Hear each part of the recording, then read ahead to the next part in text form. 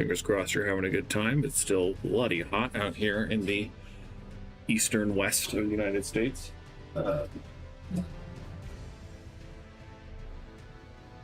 Today we're playing more Elden Ring. We've got about a fourth of Liurnia left to go through.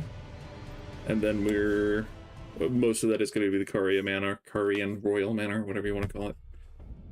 Oh, yeah. I was trying to get a good color pick from Caelid to try to do the thumbnail and was playing on a different save file. And forgot. Anyway. Caria Manor, and then we'll be going to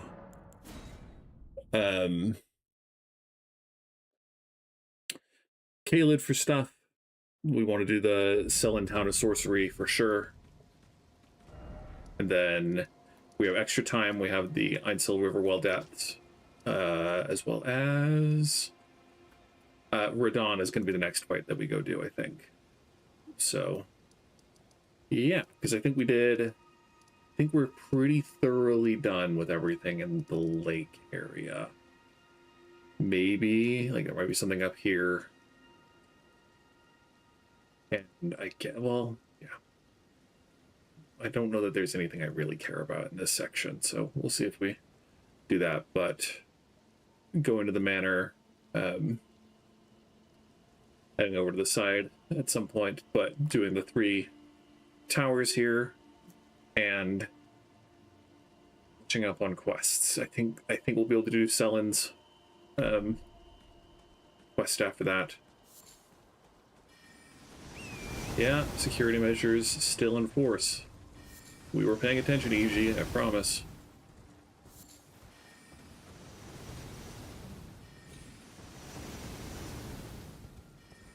I was a little startled playing Elden Ring without streaming earlier, that there is a significant difference in quality. My computer is not the greatest. It is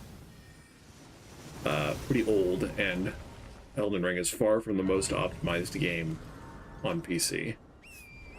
And so we're getting like 55 frames per second, but not a stable 60. And I guess I might try turning down some of the settings if we really want.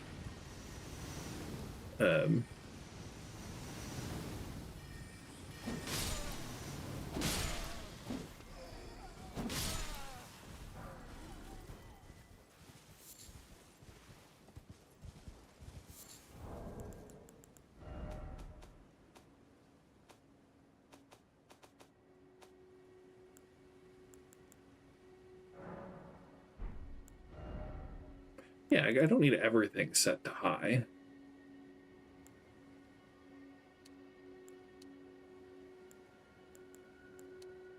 Well, I like reflections. I like good textures.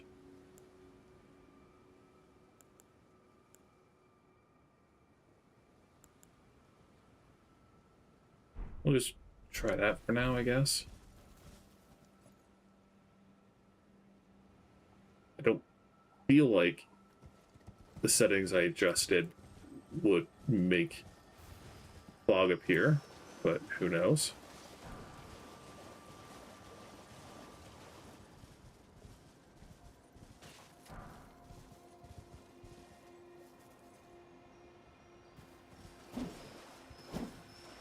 I hate these things.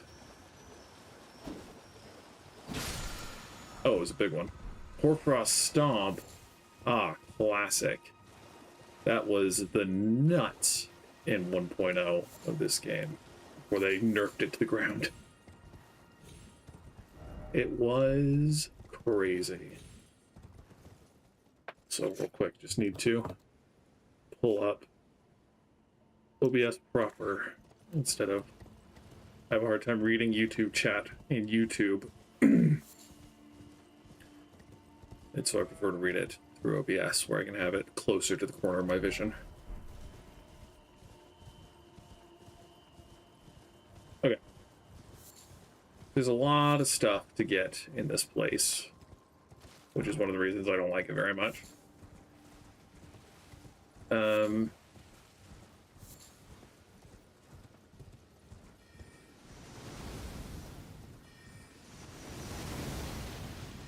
Another reason I don't like it very much is because it's full of giant freaking 9-fingered hands that I just don't like. Pro strat. Okay. They're really, really weak against fire.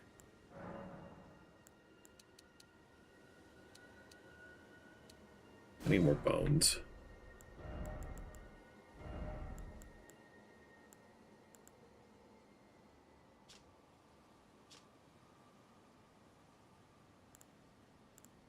Only slightly worse. Anyway.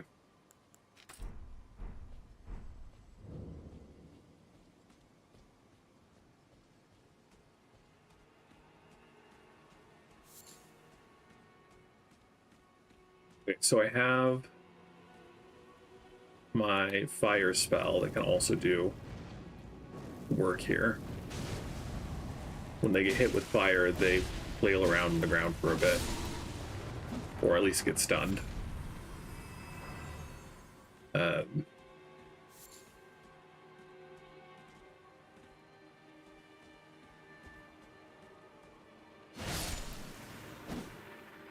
At least the little ones are not problematic. But you see that? That's just unnerving, man. That's just big no from me, dog.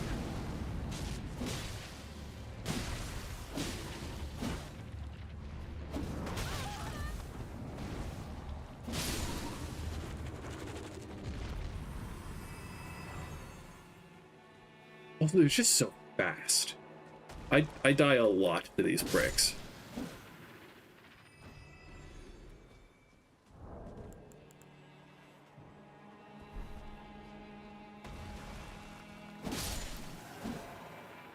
And if you can't tell, I'm really bad at looking where I'm going to try to avoid them from popping out of the ground.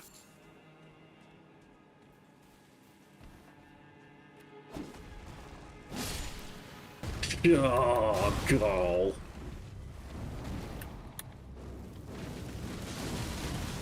Yeah, that's what happens when you hit them with a flame attack, and then they burn for a long time.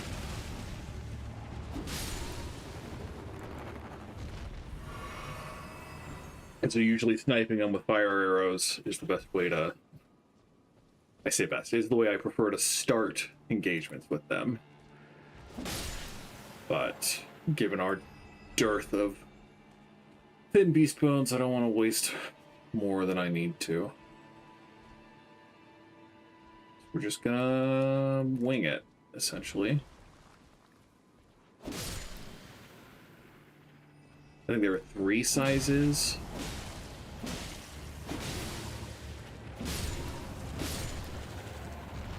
So I think there's one size bigger than that big hand.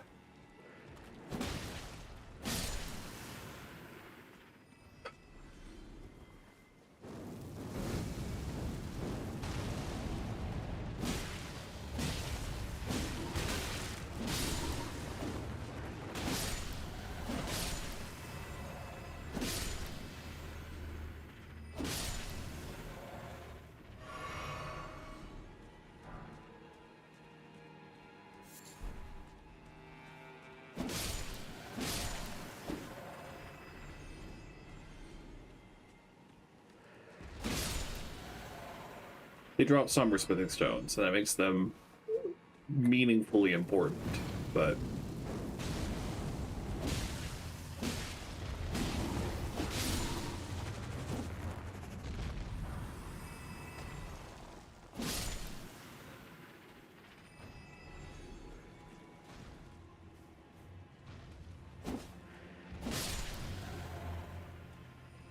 Okay. There's just, yeah, there's so much ground to cover, and it's hard to see in here. Heard ya. I heard ya.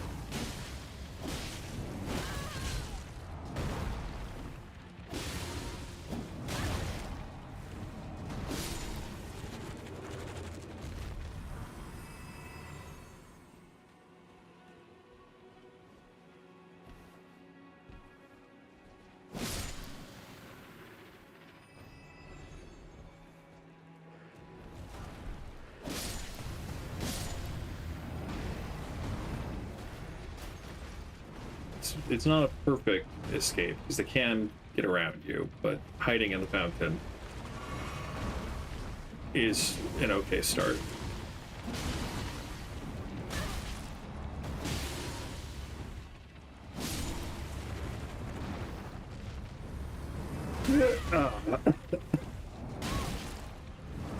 Hey bud, can you back off for a second? Buddy.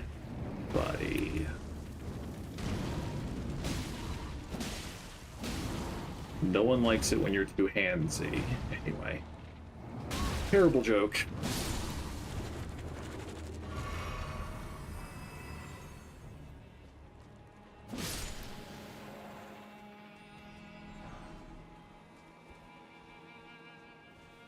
Okay.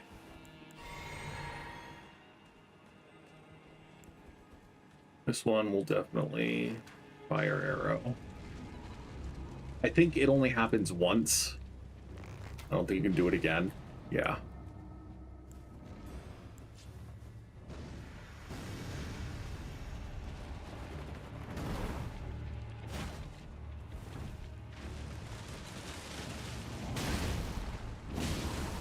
Oh, is that what constitutes a glowing eyes for these guys? Is sparkly bum? Thank you, indestructible geometry, for protecting me at least a little bit.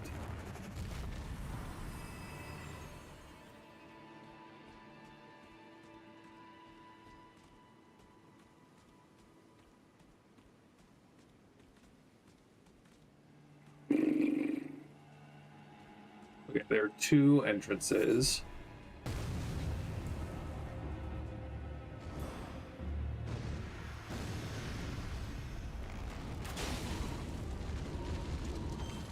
And that's not going to feel much.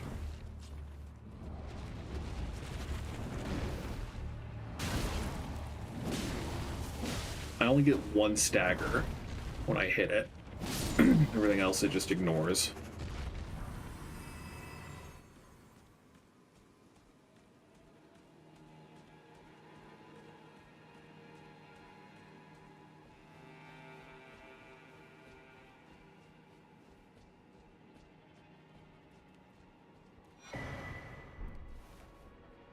Are you one of the...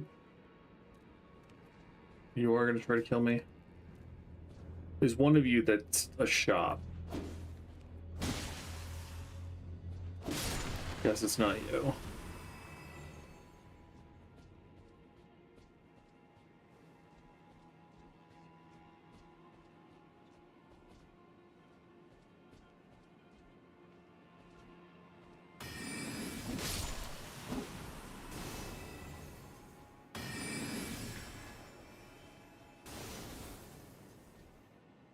No hand's gonna fall down out of the sky and kill me.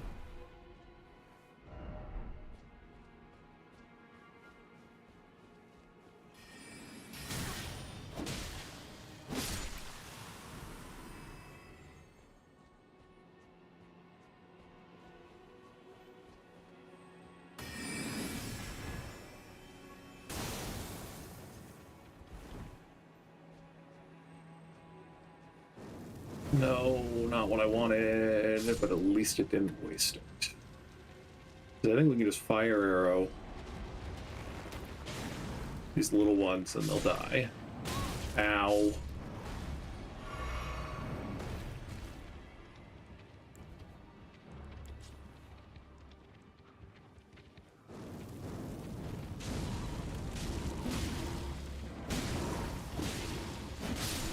Okay, we staggered it a few times that time.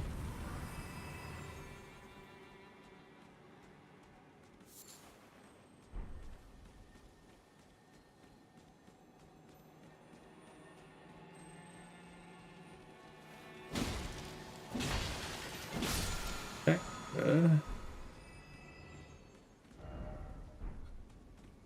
Yeah. Yeah.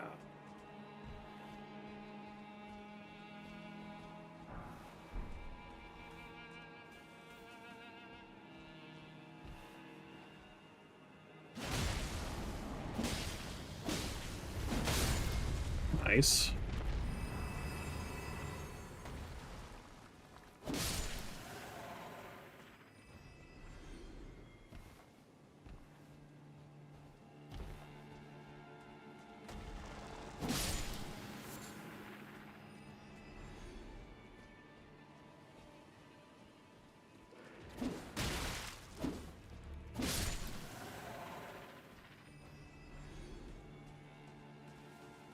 think we already cleared out most of the fingers around here. I just picked this item up.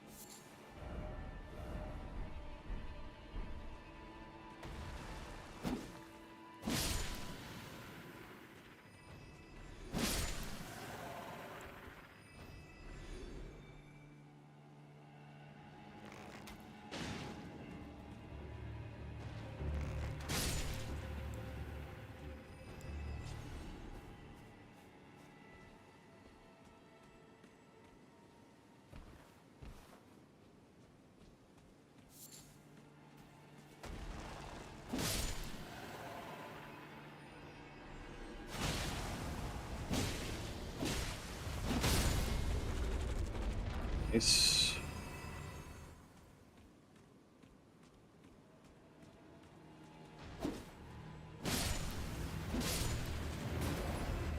The amount of personality that the fingers show is just uncomfy.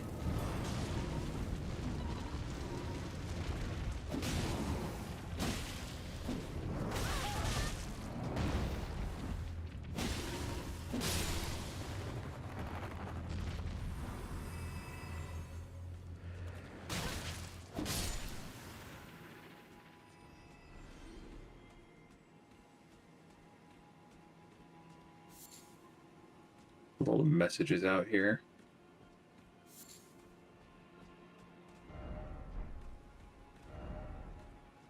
Is there an NPC around here? Or are they just making fun of the illusory wall people?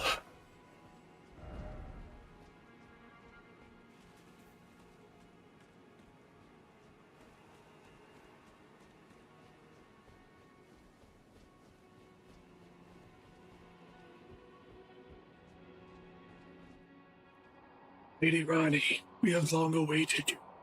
We pray for your house's swift revival. May the full moon shine.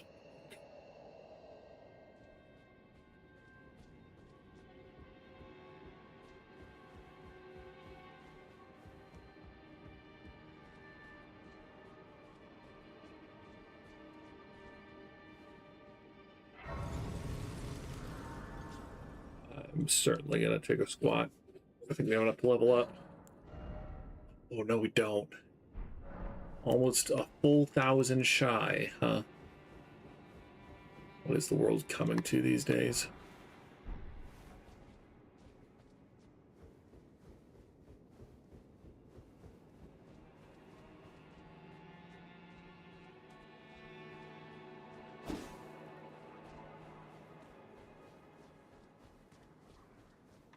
Okay. So a bunch of spectral pricks spawn on the wall here, and they shoot you and throw gemstone things at you.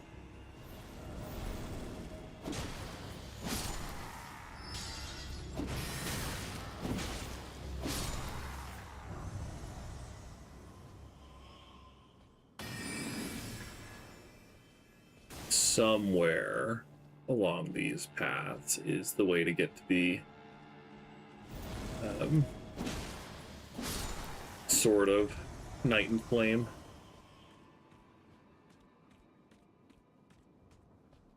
I used St. Trina's sword for most of my first playthrough. My friend used the Sword of Night and Flame. And we both thought we were talking about the same weapon when we were trying to say, oh yeah, I love this intelligence-based sword. Oh, shoot. Did not. Obviously there were people behind me. Obviously there were people behind me. We both thought we were talking about the same sword, which I thought was very funny. You know, in Dark Souls 1 especially, there aren't very many intelligence scaling weapons at base. You can modify most weapons to be what you want them to be, but like I think one of Priscilla's swords, no, because Priscilla just does dex. I feel like there's a dagger that is intelligence based in Dark Souls, but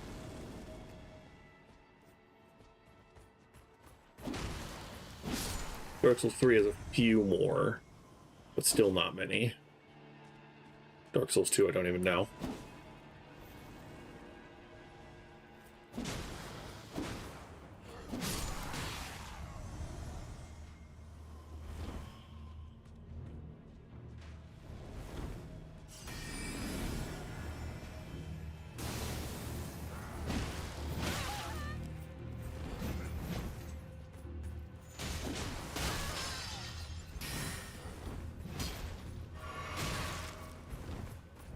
So I guess my lore question is, are these like Carian retainers, or are these the spirits of the Glintstone Academy people who raided the manor because they were betraying the royals?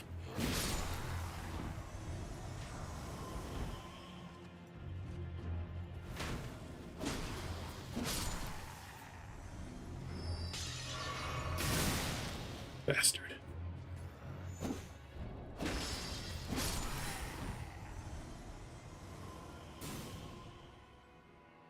Okay, I think it's over there.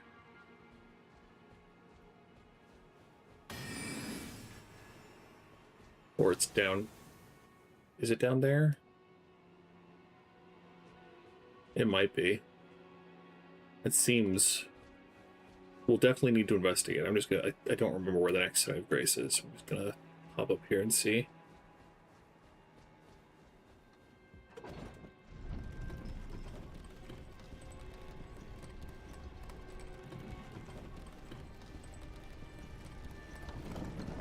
Yeah.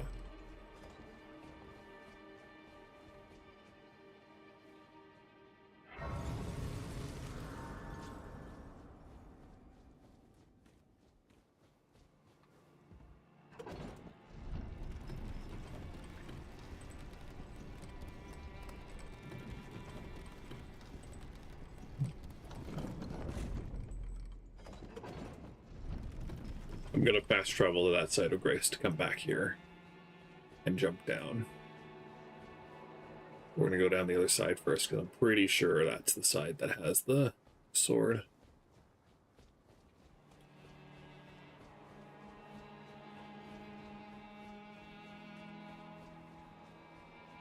Don't know what the giant crab is doing up there.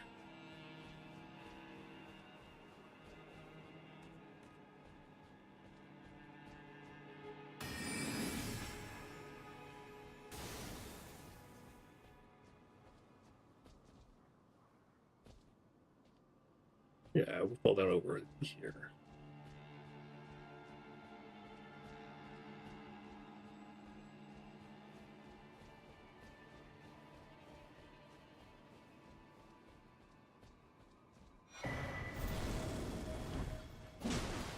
Scaring me, bud.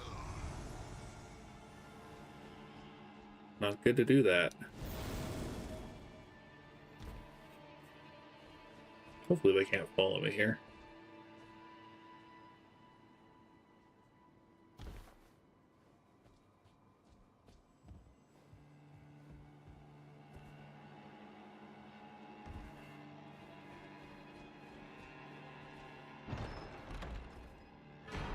Sword of Night and Flame. There we go.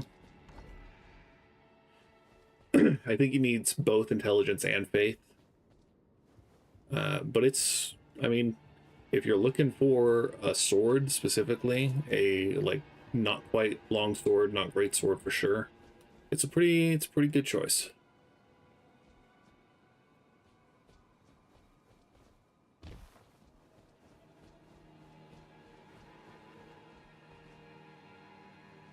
So does this not get me to the crab?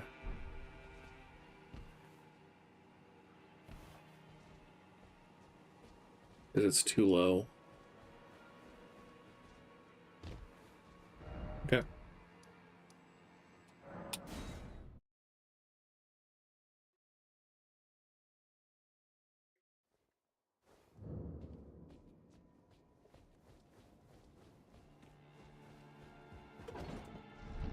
Suppose I could have rested.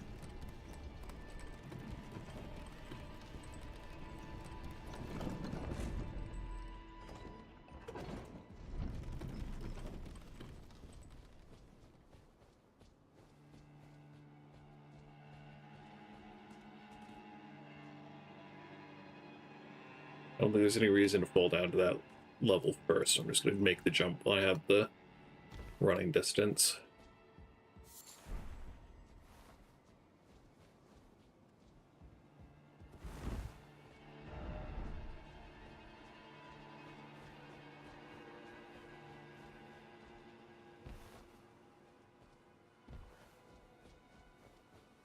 Ah, behind. I see. I see. You didn't applaud.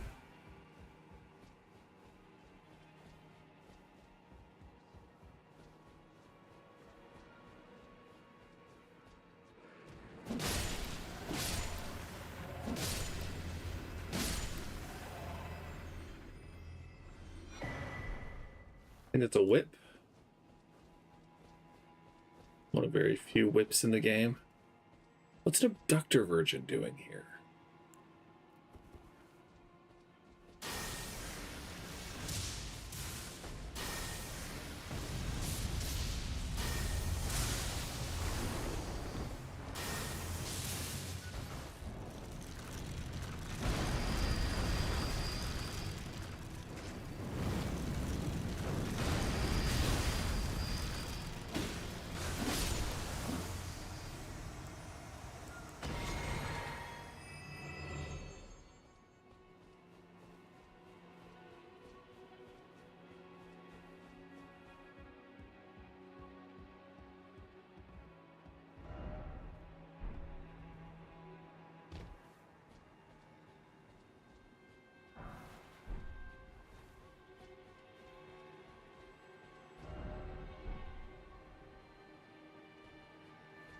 Crab's on the other side. Don't think I can get to it from here. I also have never missed not having whatever item that crab is guarding, so I think we're just gonna move on.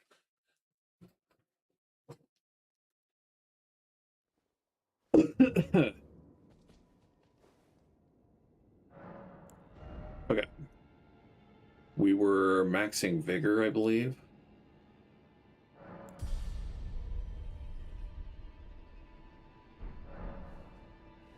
Vigor to 30, endurance to 20.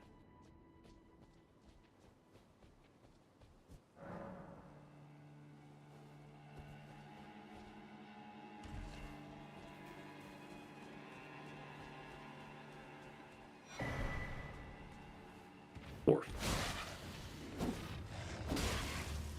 Sorry, Borf.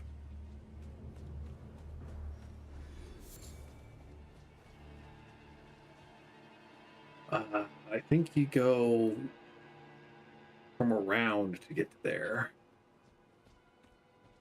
No, you go up. Go from above. So we're not going to worry too much about that for now.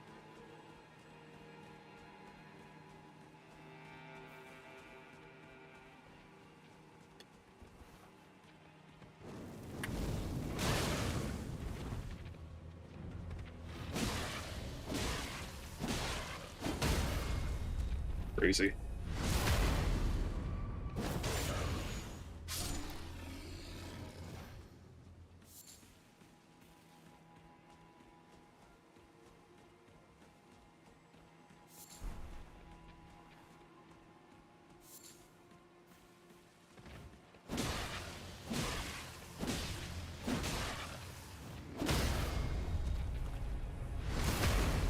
Pretty convenient.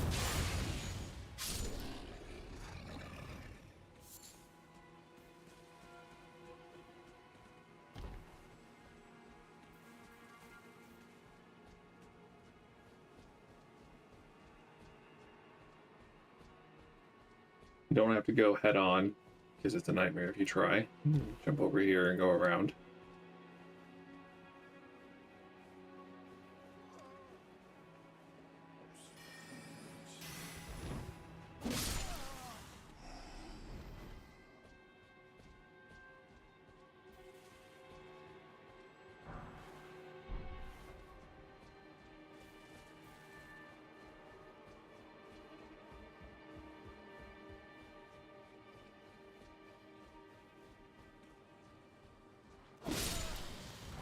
most importantly,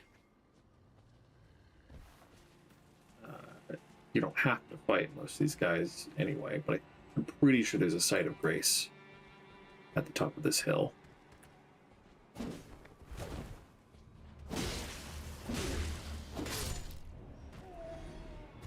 He heard me. Femurs are the worst. I guess it's a page, technically, but yeah, there isn't a site of grace up here.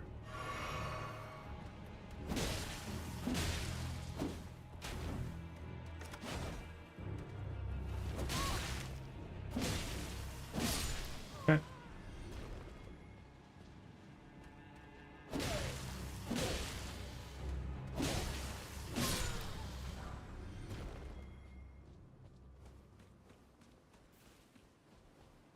Yeah, this is the way down to those pots. We want to fight the boss first. Then we get an easy side of grace to teleport back to.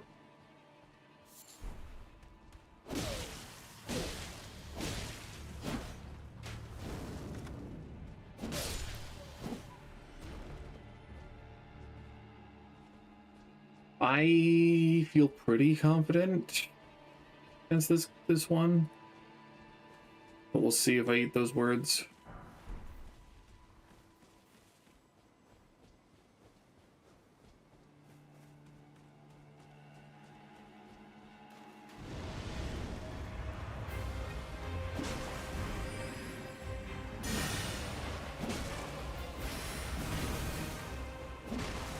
Our damage is good, that's for sure. Take a drink.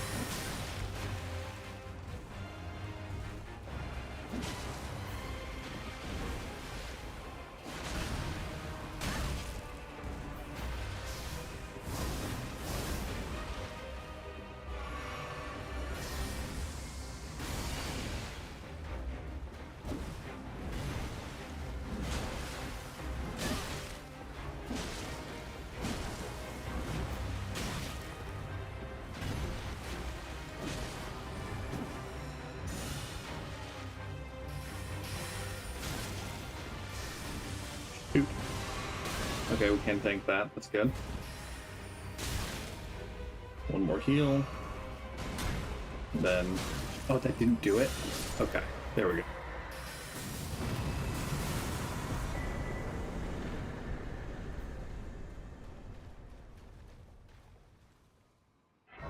Not bad.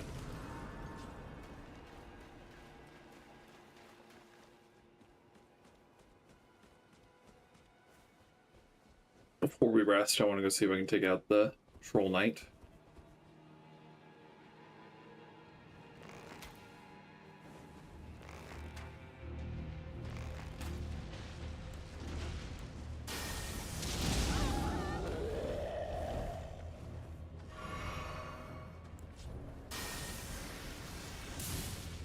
Dang.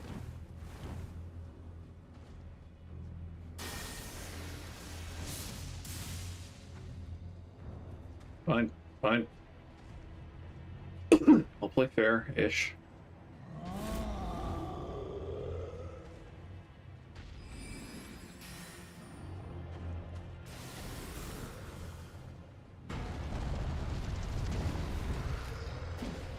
The glint blades also used to be very, very good. Now they're still good, but not as absolutely broken.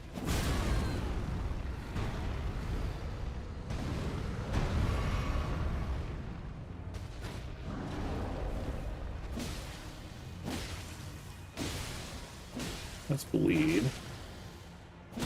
There's stagger.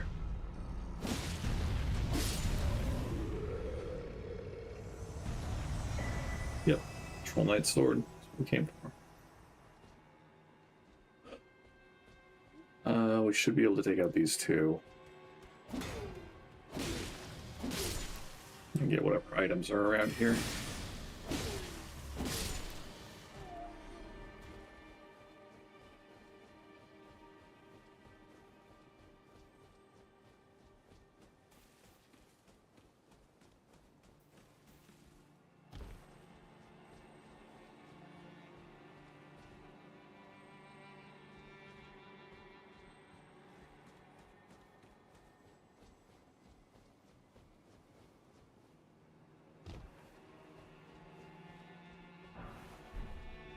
Cool.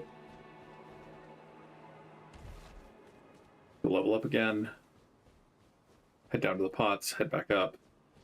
Now let's go meet up with Ronnie again.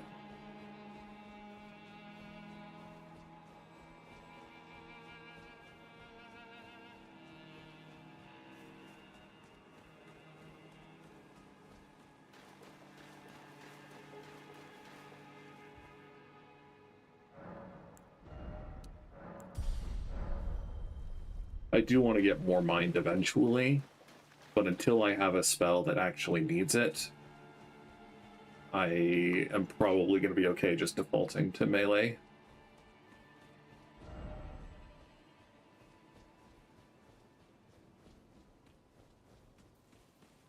Thought there were Starlight Shards here.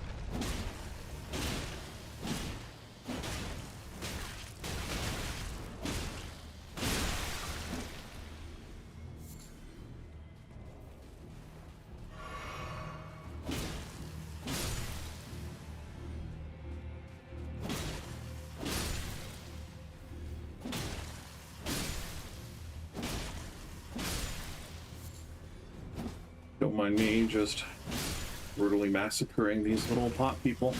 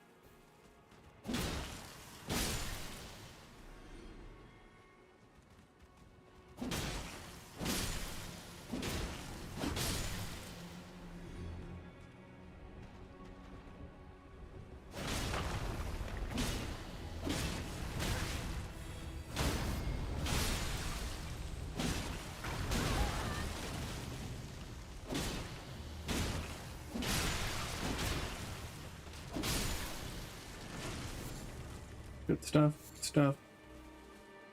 I thought they were guarding something. But as mentioned, I don't like this section of the game all that much, and so I kind of just block it out.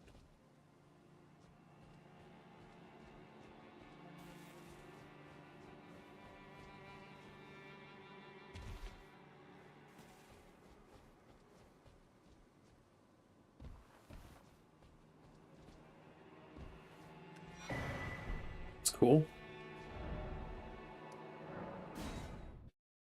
Go gaze at the moon.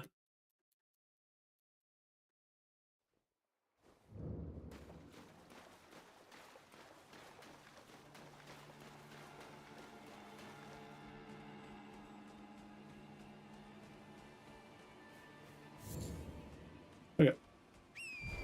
There is a dragon around here.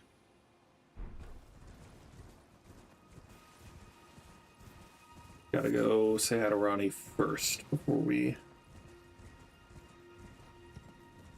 do anything else. So maybe we can go to Salubus's puppet dungeon. It's around here somewhere.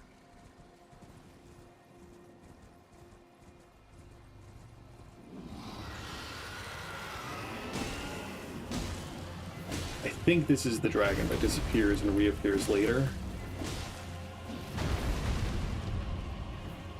Well, I guess technically there are two dragons like that.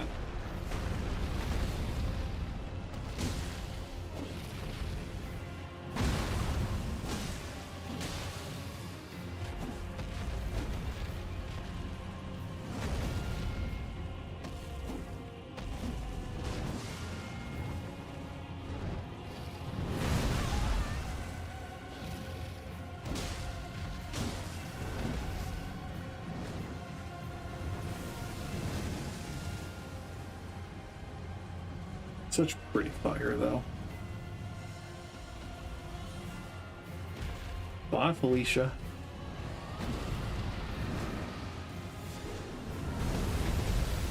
Oh, you were just... There's the disappear.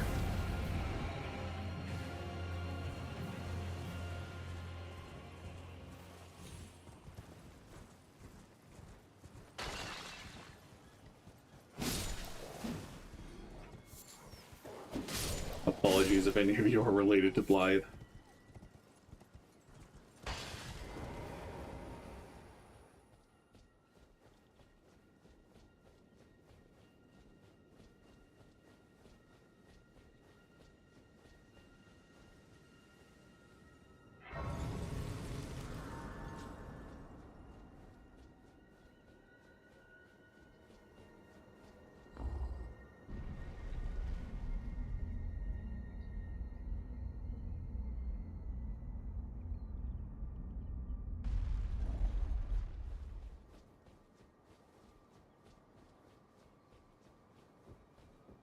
Oh, again we cross paths. I believe I said my name was Rena when last we met. It pleaseth me to see Torrent hale and hearty, but tarnished. What business hast thou here? I have no memory of inking thee an invitation. I see. Quite the sleuth, aren't we? Indeed, I am the witch, Rani. I stole a fragment of the Rune of Death, and used it to forge the god-slaying black knives through fearsome rite. I did it all. But sadly for thee, the curse mark thou seekest is not to be found here. I have slain the body I was born into and cast it away, and it is upon that flesh the curse mark is carved. And why should I reveal that to thee? I performed the act not to bury the past, nor in shame of the deed, but all the same, thy begging compels me not a jot. The curse mark thou seekest is not here. That is all I will say now. The curse mark now. Okay, so normally, did I piss her off by going and trying to follow Rogier? To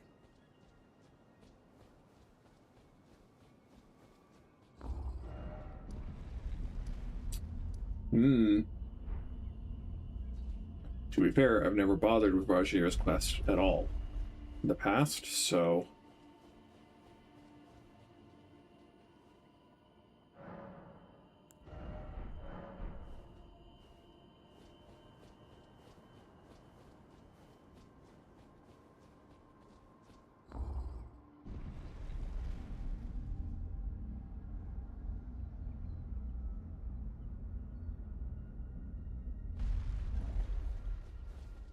Rip.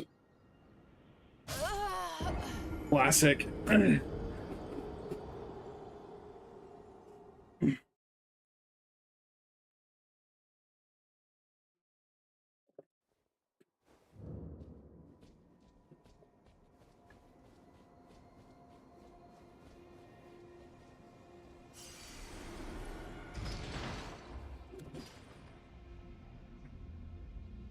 I know there's some way to still enter her service, even if you upset her like this.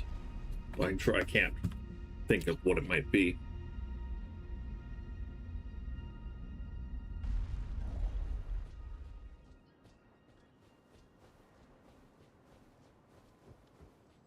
The curse now. Yeah.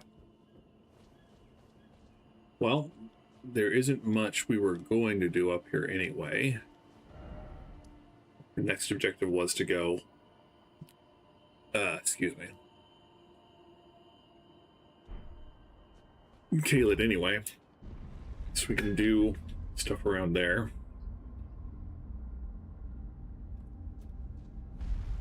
Maybe we can go talk to EG. When you enter her service, they all teleport up here. Until one by one they all die. Spoiler alert.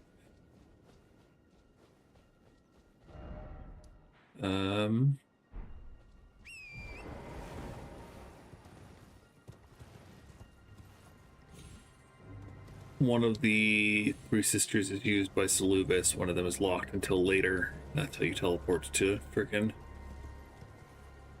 I believe, Estelle, Natural Born to the Void.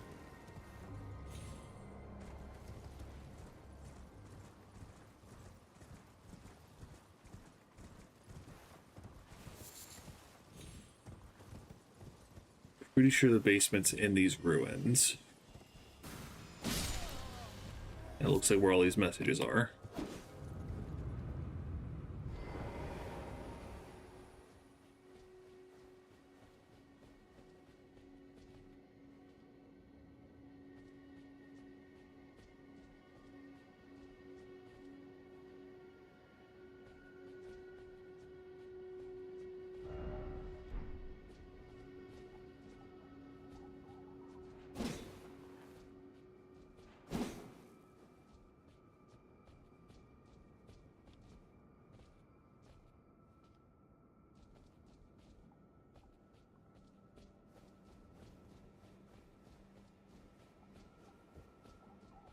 A lot of puppets.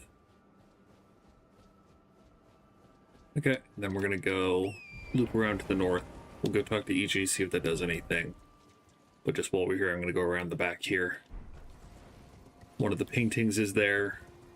And then just check in, scoping out to see if there's anything worth grabbing.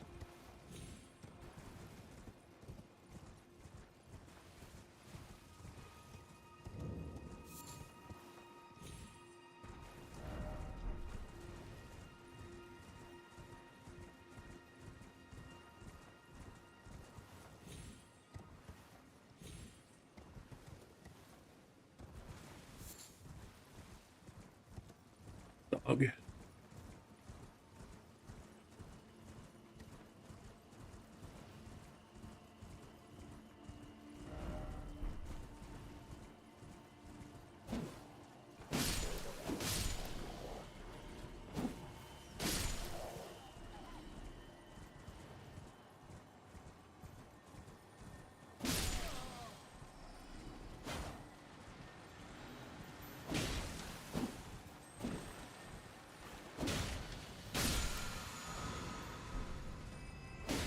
There's an armament's not too bad.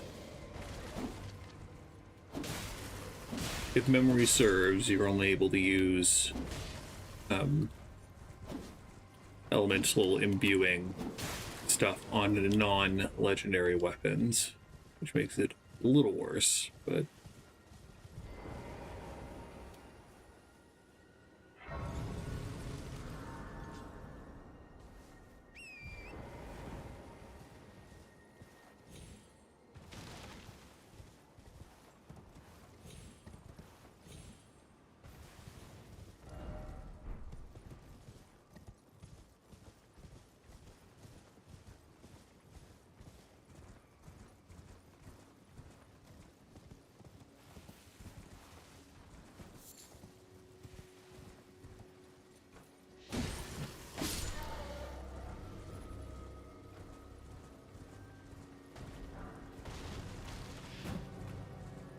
Yeah, there is a red wolf here.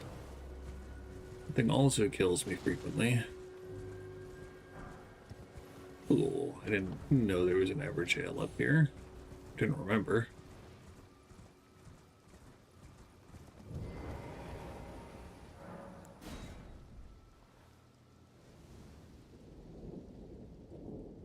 This isn't the Godric lookalike, is it? That's the one on Altus.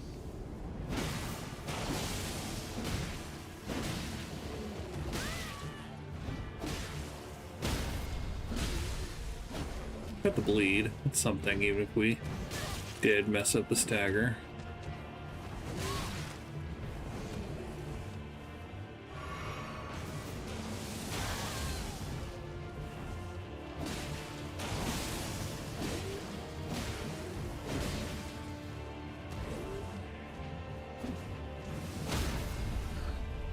Oh, and we mess up the stagger again. That's fine.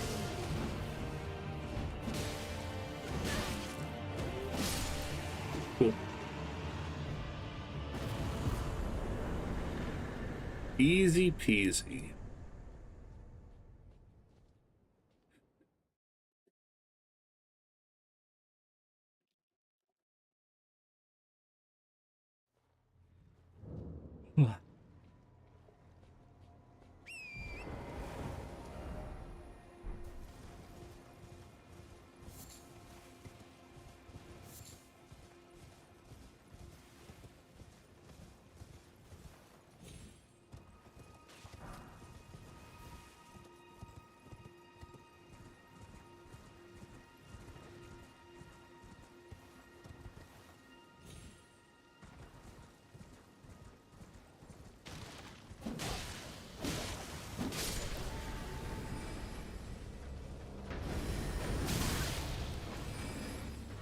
I don't know that the fight gets any easier with Torrent.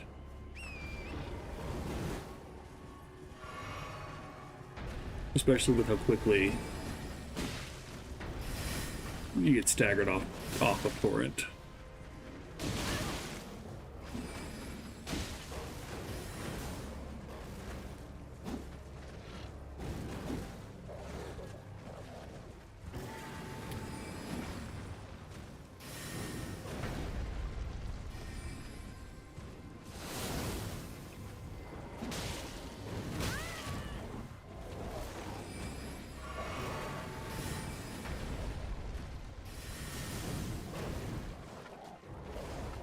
These guys should be one hits, yeah.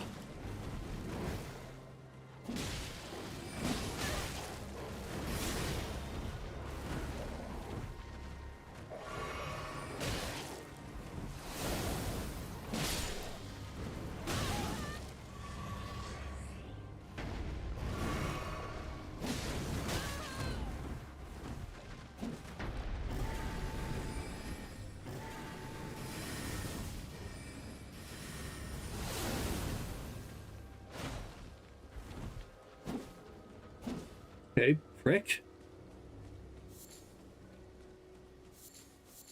Not having fun?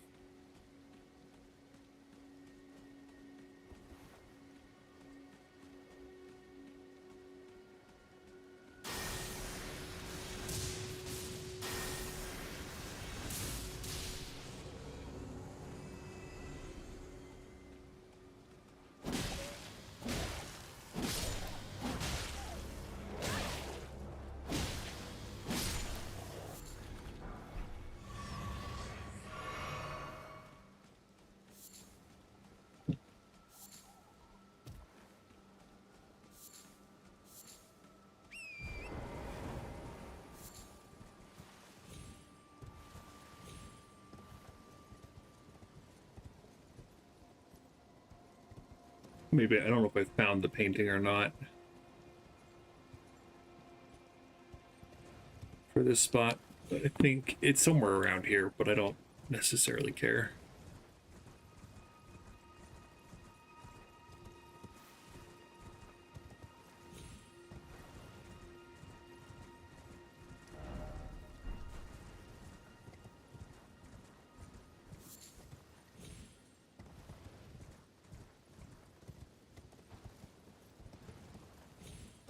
I thought there was a jumping path to get across there, but I could be wrong. We've already been over there. We don't need it, but just kicks and giggles. Oh. No?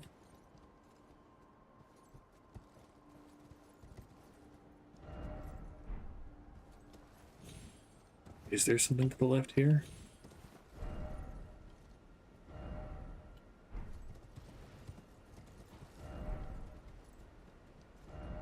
Anyway, okay.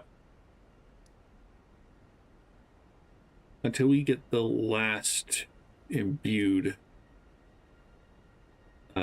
stone sword key, I don't know that we have much else to do here. I thought the stone sword key was in Caria Manor. I could be wrong. Well, it's kind of you to speak to me again. Then I presume these old bones served their purpose? More or less.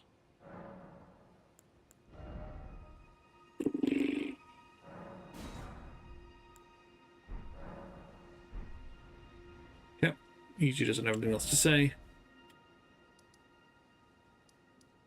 I'll look up where that is later. We can always go back and get it. For now, let's just go.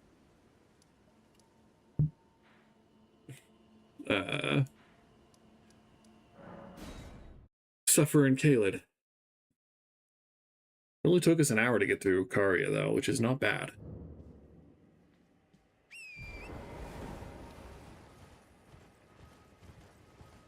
I don't plan to try to fight the general at the center of the swamp. That's a little too rich for my blood at the moment. But we're going to clear out a lot of the extra stuff. And specifically the town of Sorcery.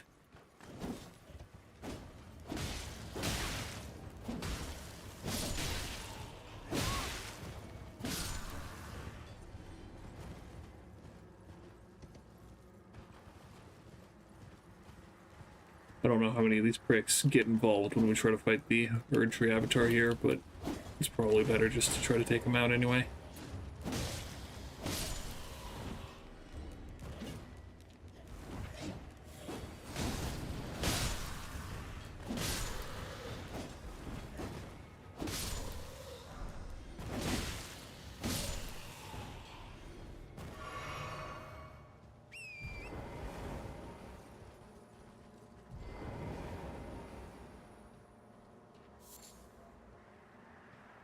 I don't see a reason why not to summon my Borfs.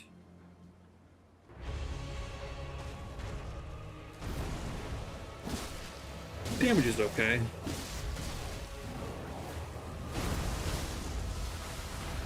Jeez.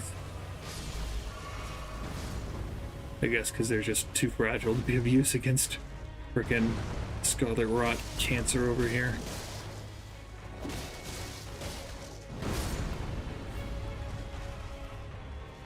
It's a long delay. It's a long delay. Another jump. Let's take a drink.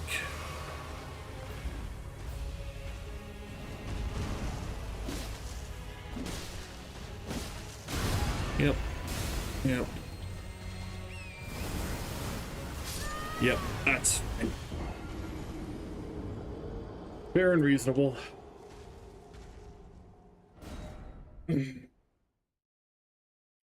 There is this Erdtree Avatar, and then there's a catacombs behind the minor Erdtree. So I'm not going to waste my time with the wolves again.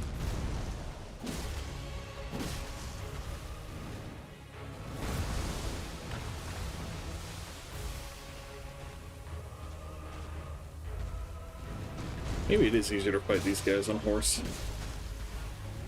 Specifically the putrid avatars. Just because of how far away you need to get for the Um, that jump attack in particular. Ow. Yeah. Yeah.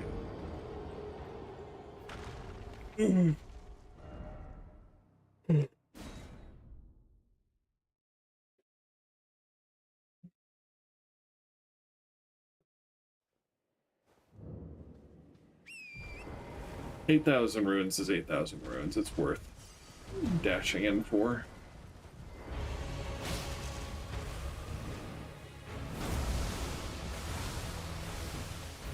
Jeez, yeah, so pervasive.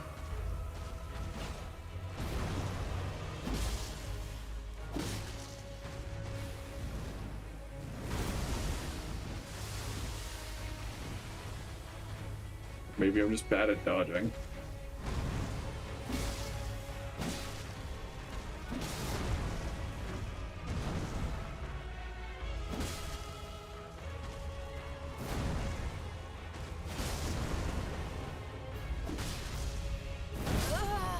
That stomp got me, huh? Okay, okay.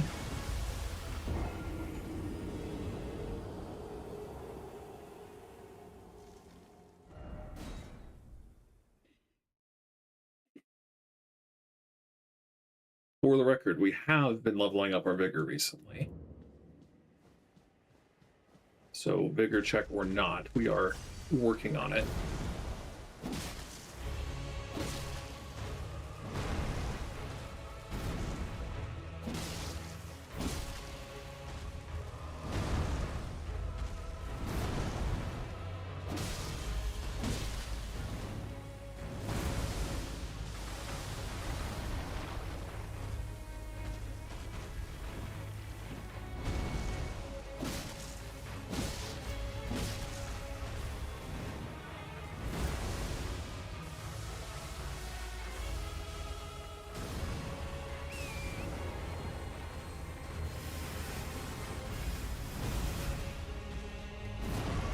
Trying to heal Corinth more than myself there.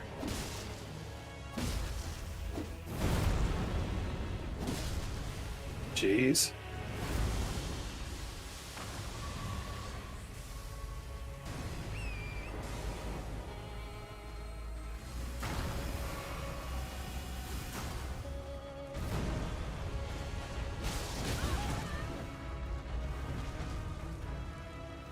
Yeah. Long delay.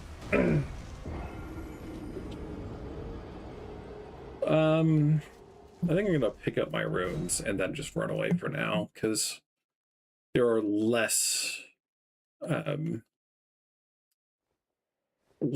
less thick walls we can bash our head against for the time being.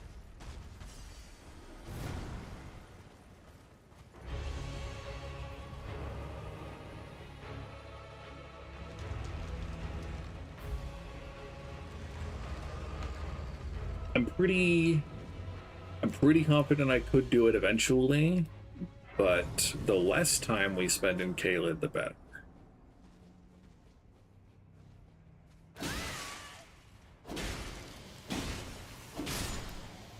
I really should think about getting a good bludgeoning strike weapon to suffer less in these catacombs. There is a room below.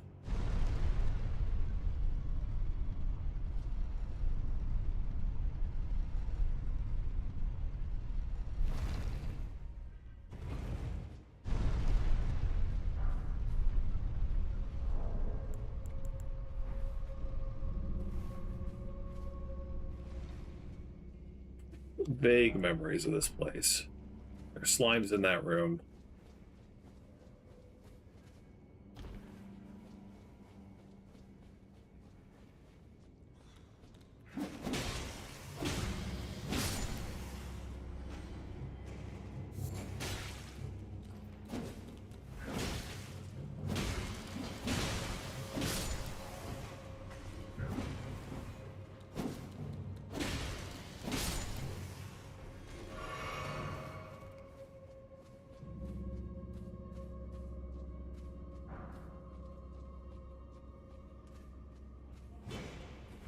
Yeah.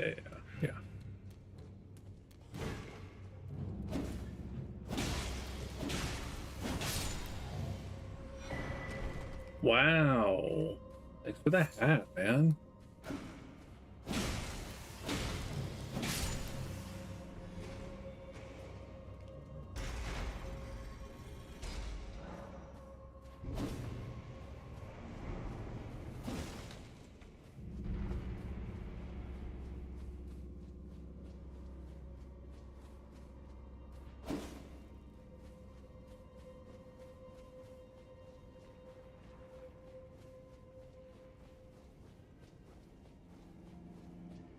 Let's go down first.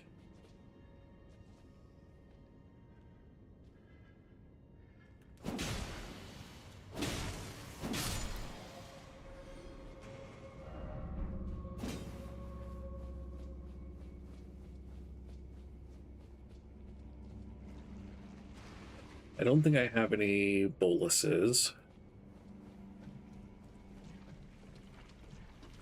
But we're not getting rot too quickly. Oh, bugger.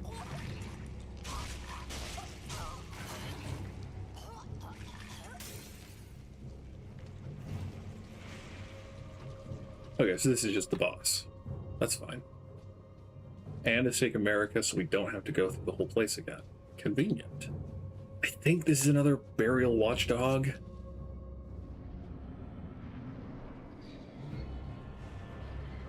Okay.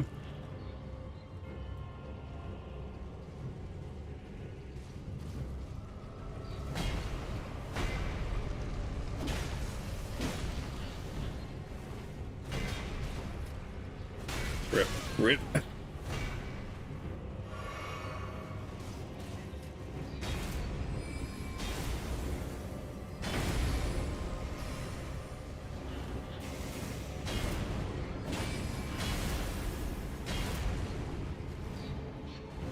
Rip.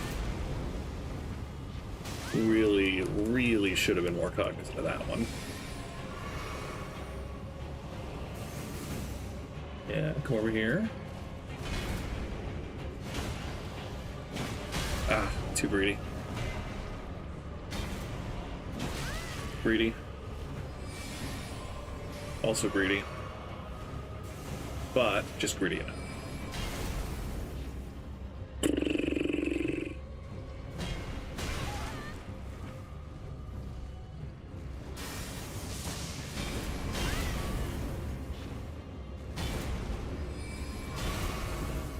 Having them be offset like that is kind of annoying.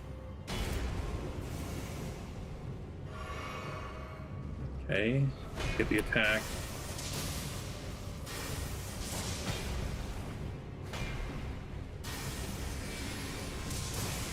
I'm confident I can take one of them down physically. So I'm gonna see if I can magic this guy the rest of the way. Come on.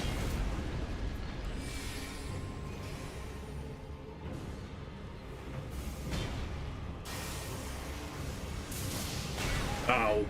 Too greedy.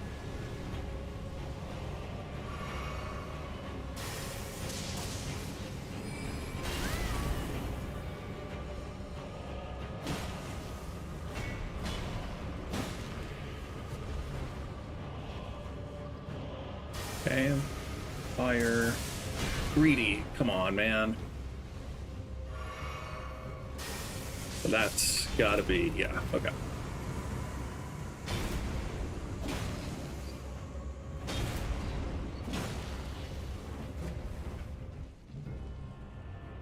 I have my Wondrous Physic Blast left.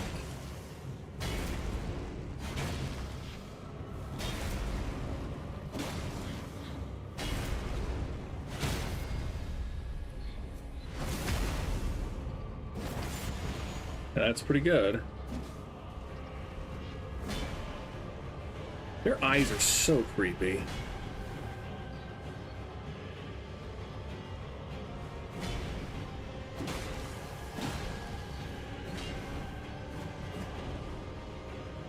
Rip. Avoid that. Take the bullet physic.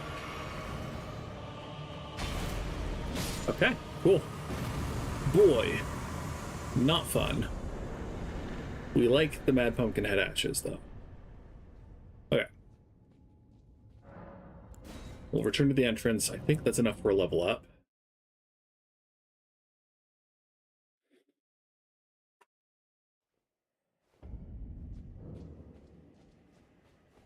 And then there's the other cancer room to explore. It's close enough for a level up.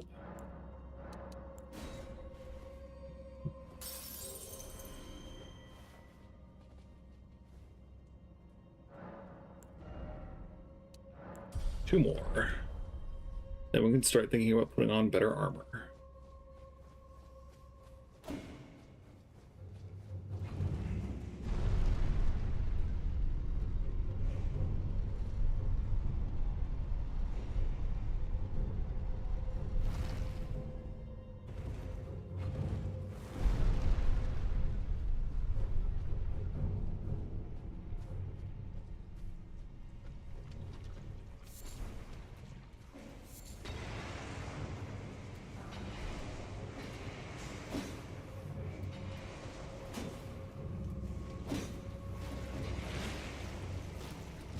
I don't remember how you get up on top there. I thought you fell down from elsewhere in the dungeon, but it seemed pretty short to me.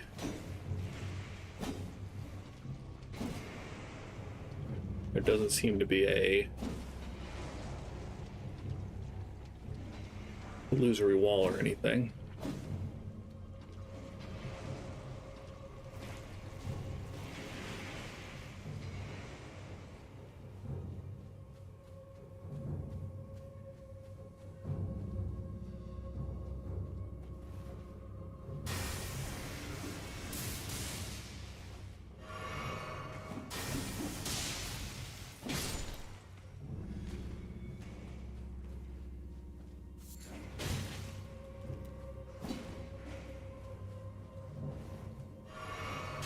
Doesn't matter too much if we lose 1,200 runes.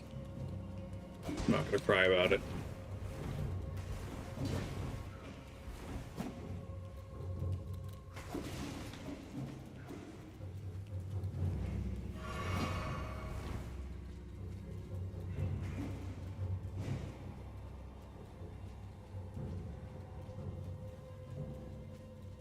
Is it partway up? Is that it?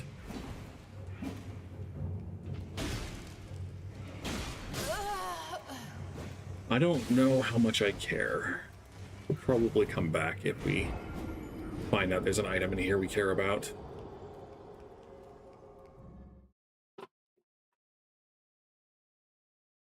Okay, I want to go open the door for Alexander.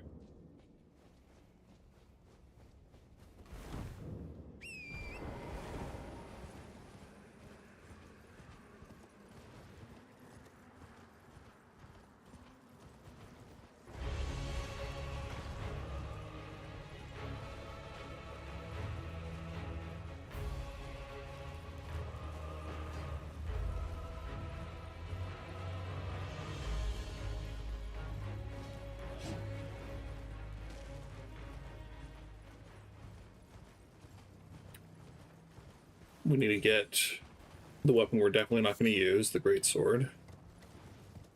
It's somewhere around here.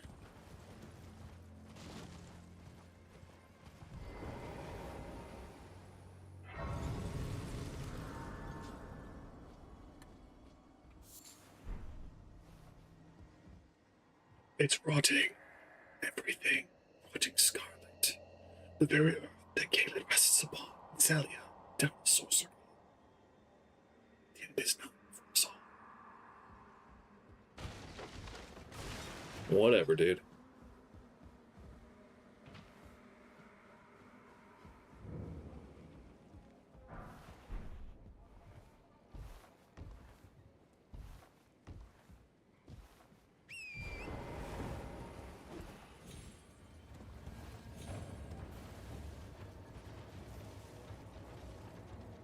Okay. That fort also has a bunch of stuff that's good. I think it has the other half of the Dectus medallion, if I remember correctly. It has the other sore seal. which a lot of people use for quote-unquote free levels. Okay.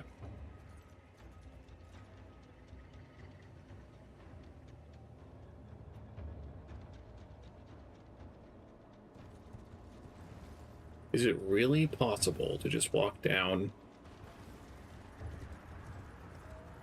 I don't know what I was smoking when I first played. I thought you had to go all the way around.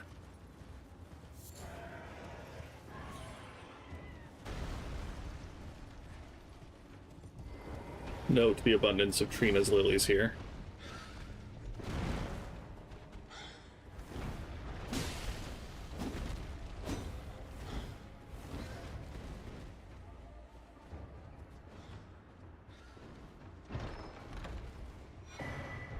Very good intelligent sword. Puts things to sleep, which is very good and very helpful when you're trying to cheese certain difficult fights. I think... Rip. I hate these animals so much, the birds and the dogs.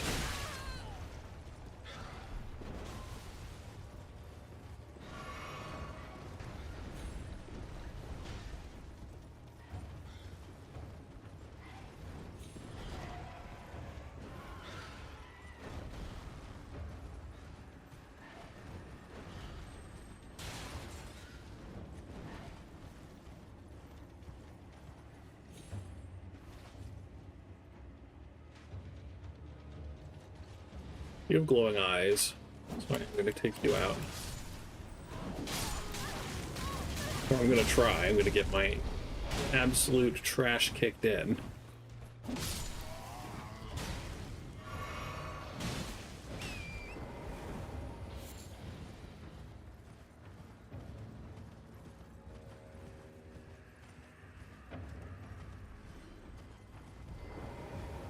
Brace first.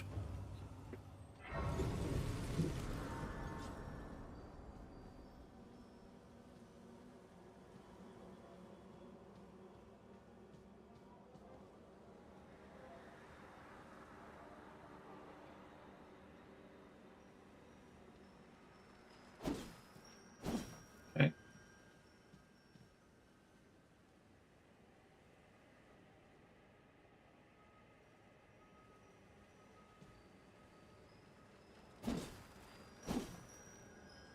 I'm truly just so bad trying to catch these things.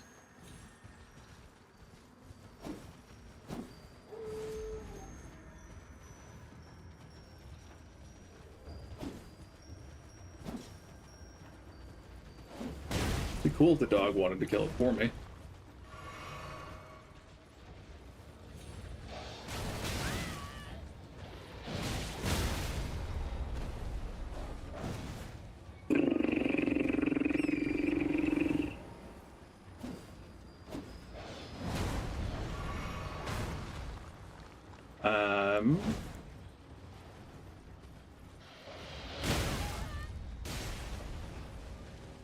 Using a weapon that you can drag along the ground tends to be better than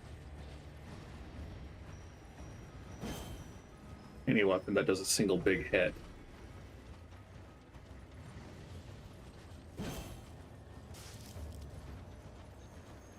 Wow.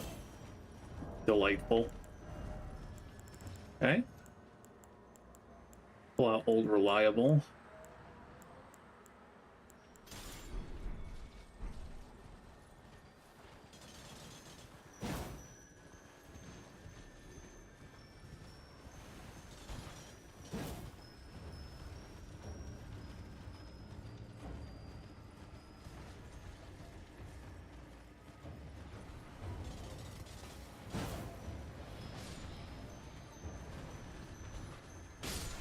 Hey, it did kill it for us.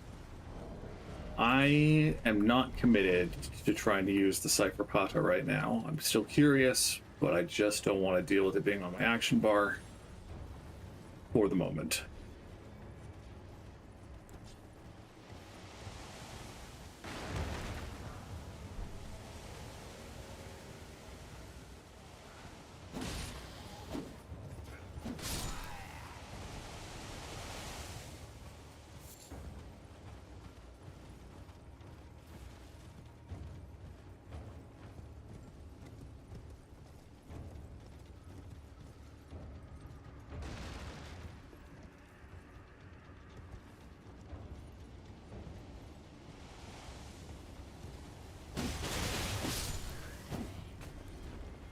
Let's feed you some raisins.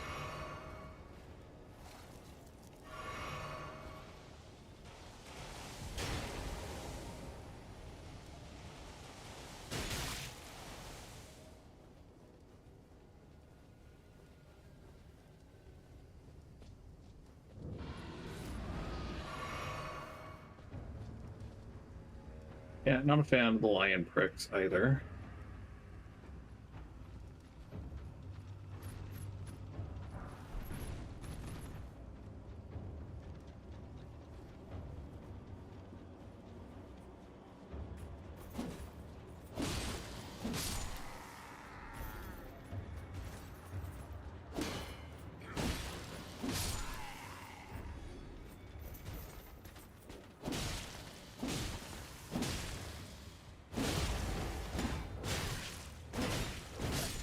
Jeez.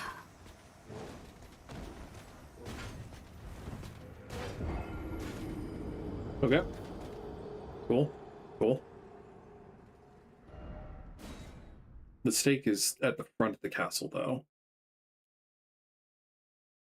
So we're still gonna have to go back around, but hopefully we haven't aggroed the archer dude.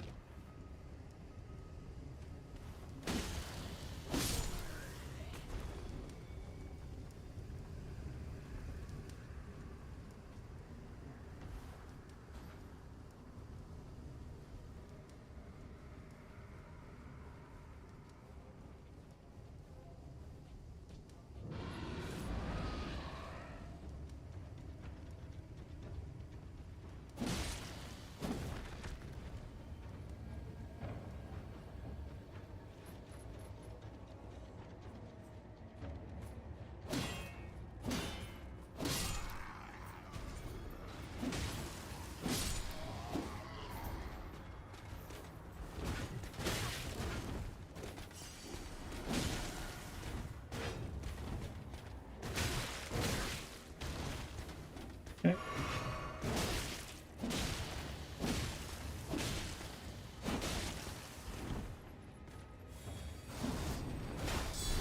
Rip. Let's actually get some stamina back, shall we?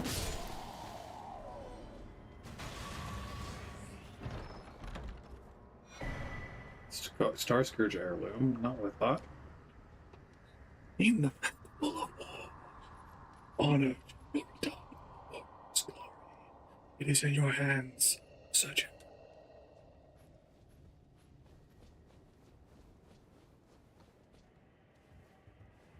This is not the fort I was thinking of, I think.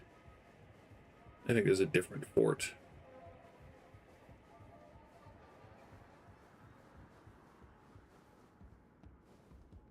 This probably leads to the... Does it? Does it lead to the castle? It doesn't point... Well... It doesn't point like it would.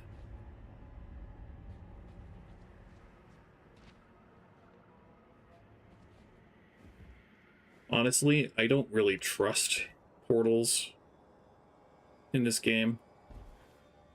Very, very rarely do they lead me anywhere I want to be. So I think I'd rather just look around a bit more.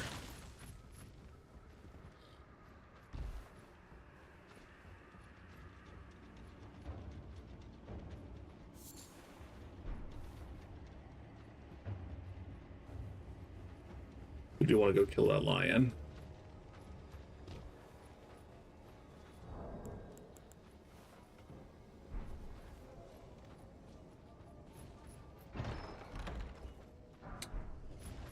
Bar, huh?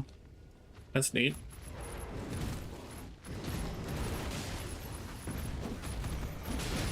Well, there. Thank you for taking care of him, lion.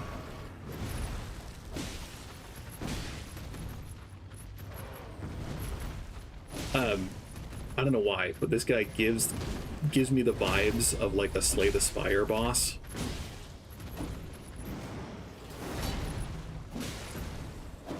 Maybe it's just the chains and the grafted weapons, but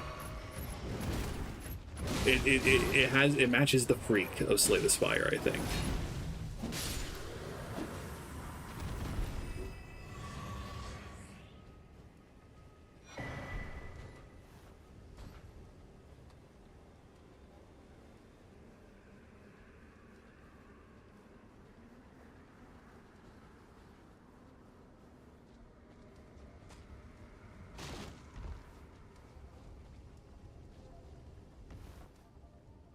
Okay. Guess we'll go see what's in that portal.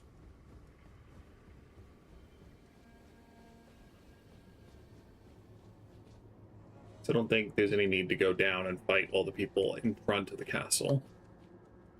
Fort, whatever you want to call it.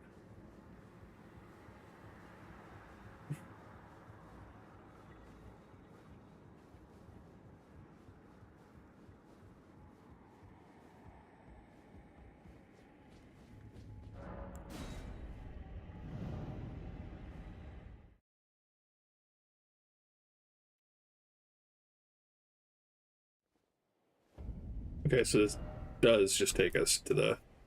I mean, across the siege bridge, which is nice, because it's a bit of a pain to...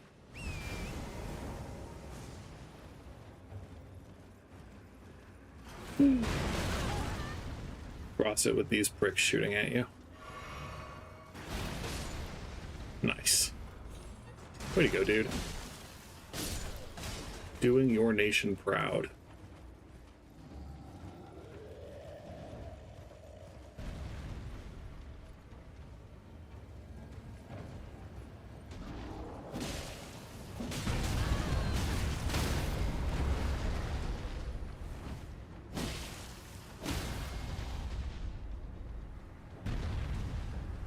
Is the angle okay?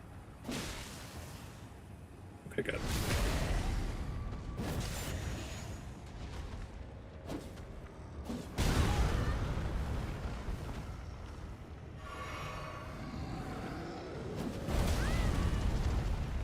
Gross.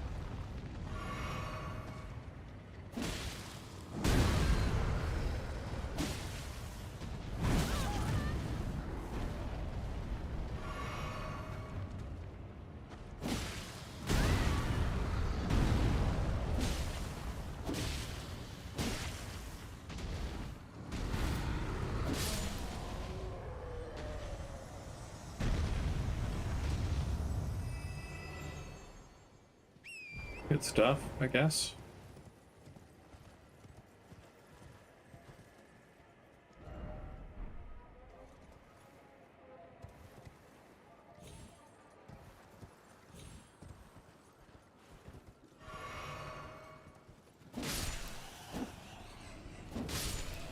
These bats normally have glowing eyes, so unless they're trailing runes, they're not actually special bats.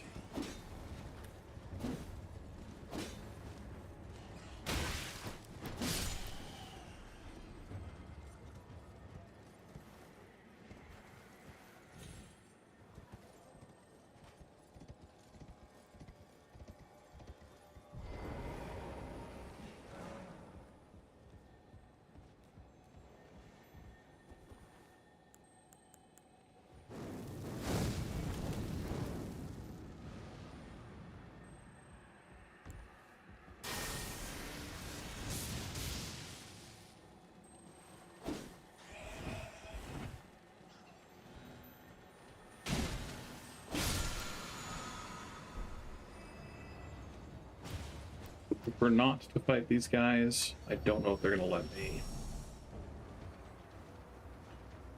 climb the ladder.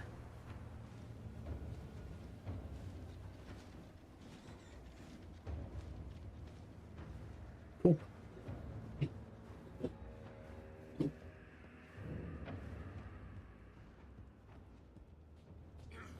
Hello, yo, big boy owl 71.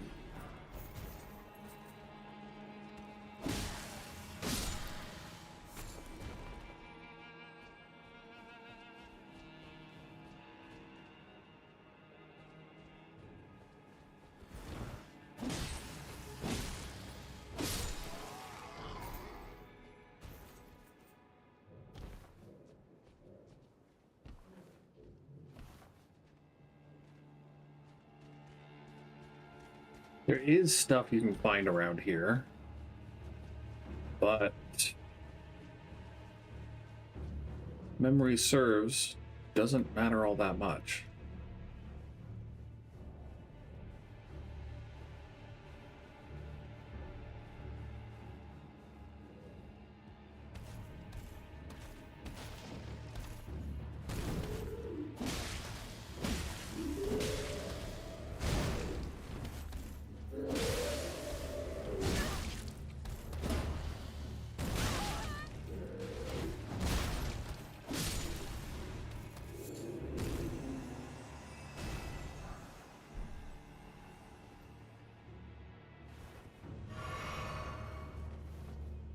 I'm gunning for that site of grace. And then we're going to go back and get Alexander.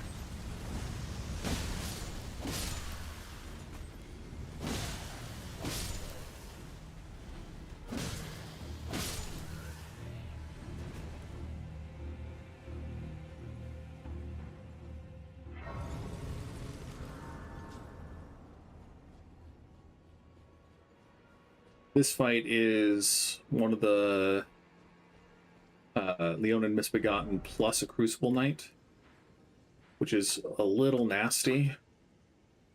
Not my favorite encounter, to say the least.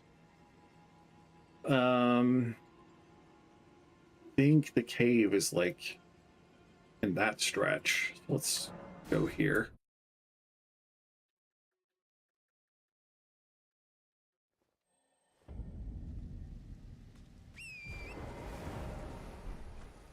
West. There are a bunch of guys standing outside of it. It's a little easier to find, but maybe this will just lead us there. Convenient.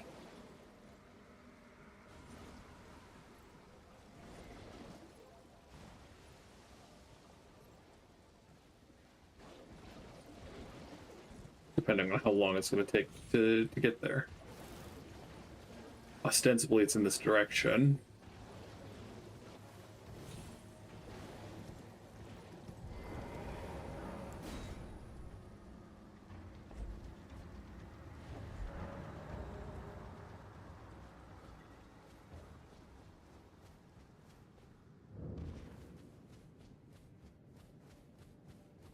I don't think this is the... We're looking for Fort Gale Tunnel.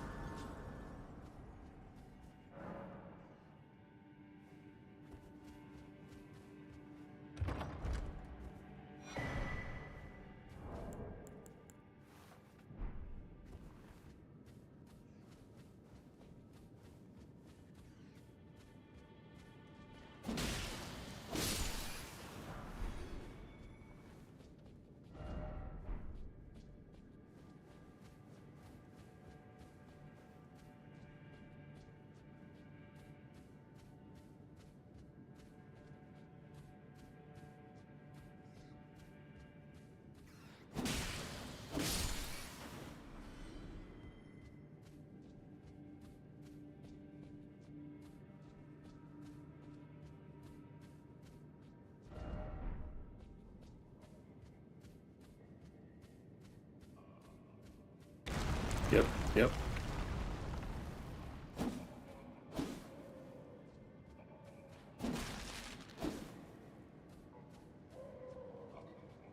I hear a bunch of vulgar militia people. Or the jailers, essentially.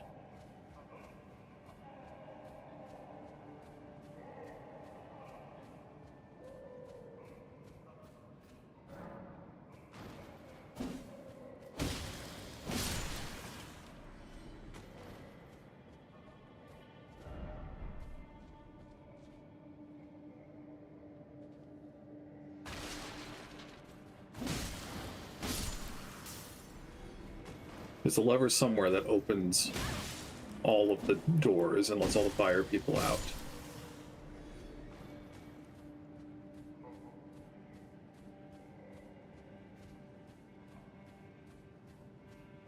then also lets us get out.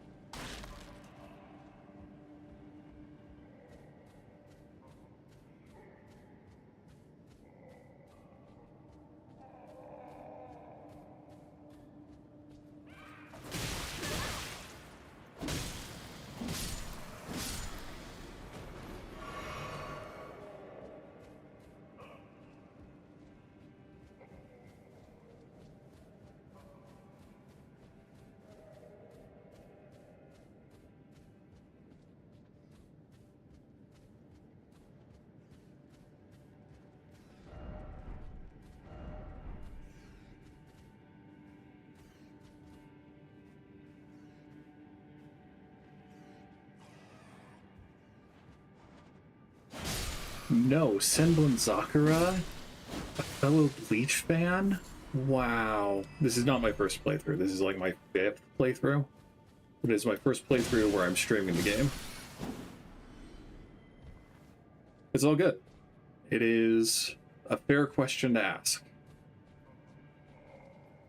And I don't know if I mentioned it in the description explicitly, but they're like, I don't expect people to read the descriptions of streams on YouTube because they're not structured well enough to be read. So no worries there.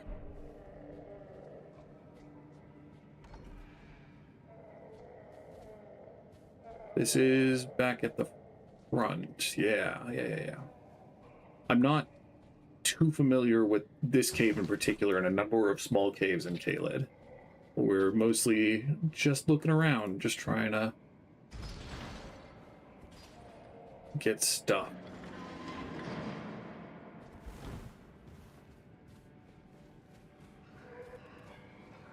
They blow themselves up, so it's not, as long as you don't let yourself get blown up, it's, they take care of themselves pretty easily.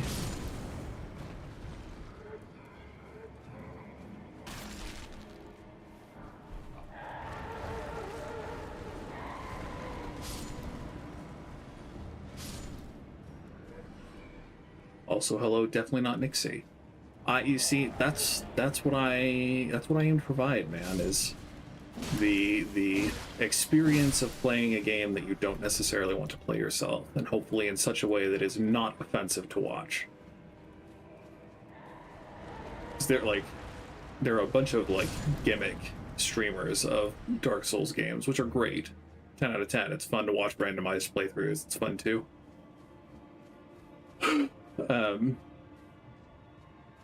See what fresh hells people can put themselves through for content, but I needed an excuse to play this game again, and streaming is a pretty straightforward excuse to play this game again.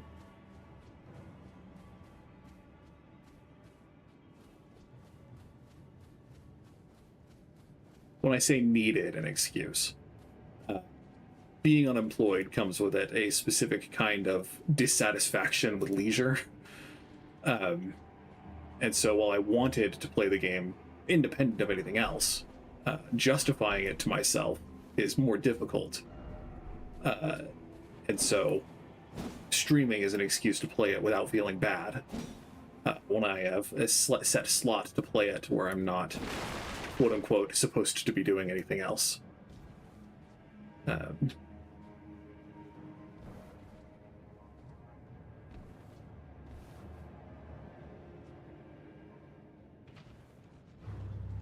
Okay, I think we can take you.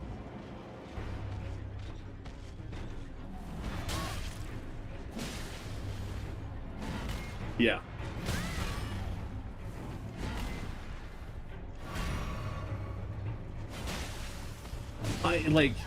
Oh dear. I like online stuff for Elden Ring. I like helping other people, I like getting help, but online isn't the main reason I play these games. I play these games because they're satisfying to get good at. And I would like to mess around with mods, but unfortunately I don't have all the achievements on PC yet. And so I am doing this to justify, again, another playthrough so I can get one of the 2 endings that I'm missing. I got all the achievements on PlayStation when the game first came out.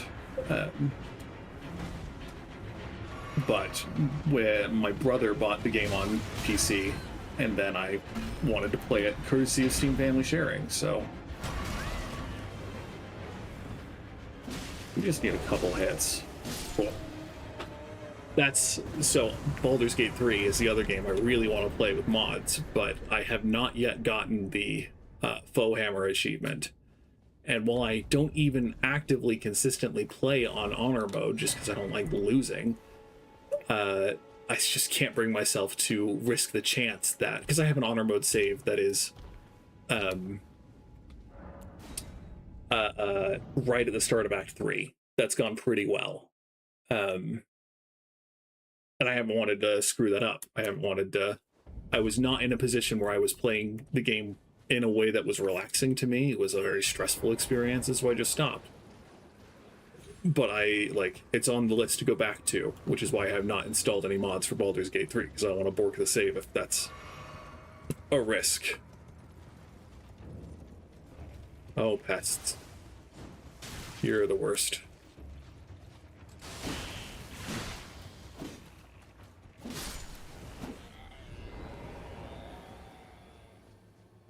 I've never done a randomizer of any Soulsborne game, and I would like to try it at least once.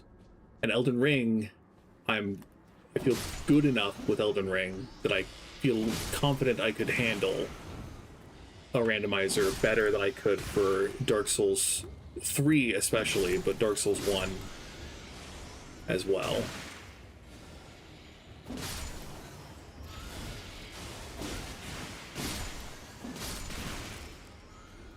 And I mean, there's the, what is it, Convergence? The Elden Ring Convergence mod and other big fan mods that people have done to expand the game that would be fun to give a shot.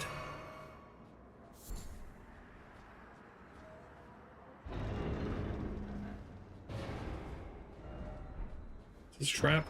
No.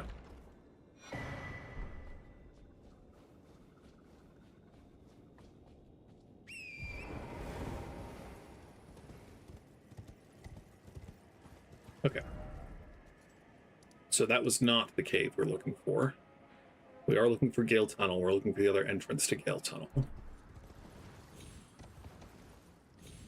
I was futzing around with the interactive map on Extra Life's site earlier, and I should have just clocked it when I had the time. Yeah, and if you go through a reasonable site, like Nexus Mods, Vortex, there are a couple of sketchy mods, but most of the time they're screened pretty well. So that anything that would be sketchy is filtered out. Can we get up here? So as long as you get your mods from reputable sources, they're pretty fun. And I mean, as someone who enjoys VR, there are a lot of really good VR mods out there that make certain games playable and even fun, more fun in VR. Like Risk of Rain has a very good VR port, or Risk of Rain 2 specifically. Kind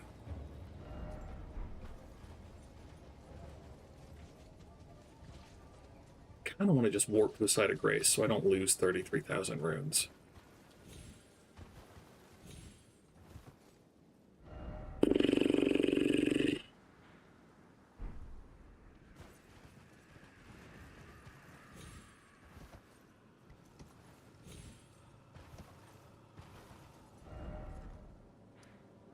We'll just go here.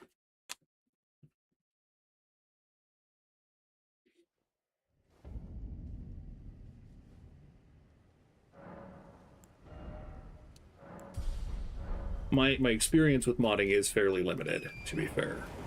I don't usually seek out mods too frequently. It's more of a, for example, I was playing Monster Hunter Rise for a bit, or was going to play Monster Hunter Rise with my older brother, and there's a pretty easy mod you can get that just doubles or quadruples the amount of monster drops you get for killing a single monster. Since the grind is fun at the end of the game, but it's not fun when you're going through the game and need to get better equipment so you can take out the next monster. And so getting a mod that just changes the loot tables a little bit it helps speed through the boring parts of a Monster Hunter game prior to getting to the good parts. Yeah, I have punched my ceiling a lot, and I've punched the walls in my house a lot. I've never punched a monitor because I always set up my VR play space far from my computer because I would punch my monitor.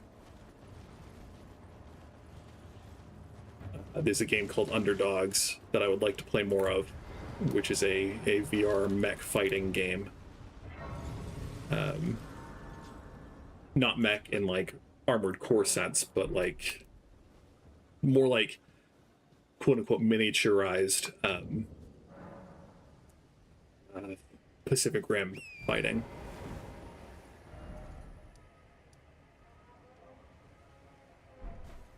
Okay. So that's the carriage that has the great sword in it. Let's go get that real quick. I think there's one other carriage, but I think this is the one that has the great sword by name. Yeah.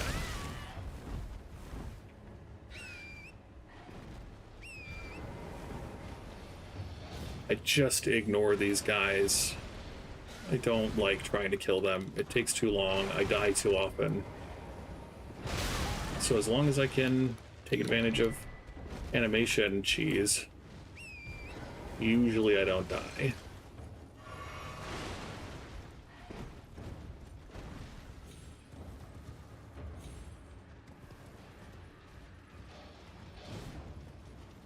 What are you just standing there for?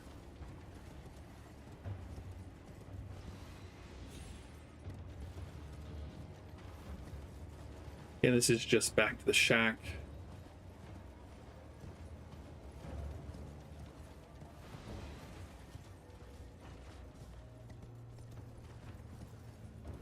There is something here in the Caelid ruins, but I remember just wandering around frustrated for a long time and not being happy with whatever I found in here. So I usually just ignore this, but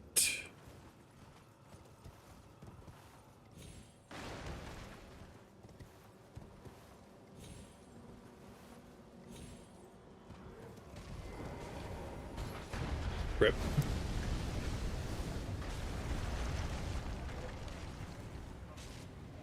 Can I, bam. Fine. It's a long way. No. Can I? Do I need a little bit more height to get on the wheel? This is just disgusting.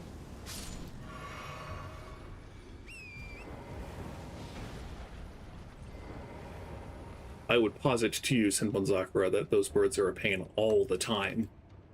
I don't know a single point when they stop being a pain. But I could just need to get good.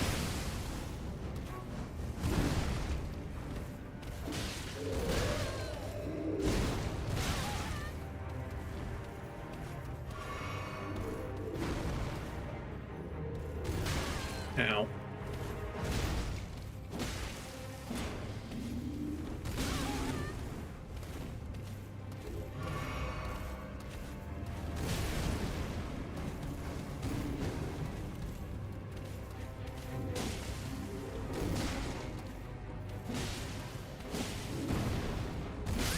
Okay, that's one down. I think I can take the other one pretty...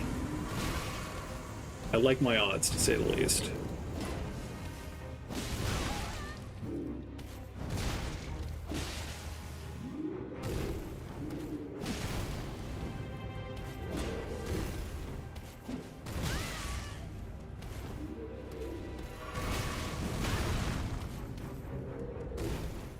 Let's Wondrous Physic.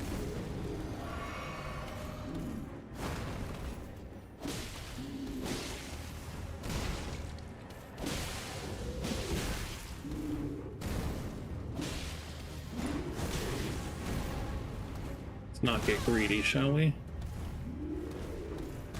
Oh, we got greedy. That's embarrassing. That's okay. I did have a TikTok account, but then I got banned after 3 days, and so I never decided to investigate that further. The first videos I posted were a bunch of Beat Saber videos, and I'm assuming I got banned for violating copyright by using music that was not my own without properly accrediting it. But I truly didn't want to do TikTok in the first place, and so I wasn't too upset when I got banned. No shade if you like TikTok, if you want to use it, like, that's your call.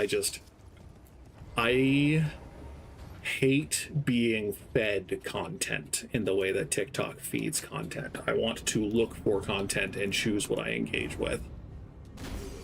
And so I've never wanted to sit and swipe and swipe and swipe and never have control over what I'm looking at beyond, like, trying to teach an algorithm. And so we'll see if I ever get meaningfully more popular, I might try to do TikTok again. But yeah.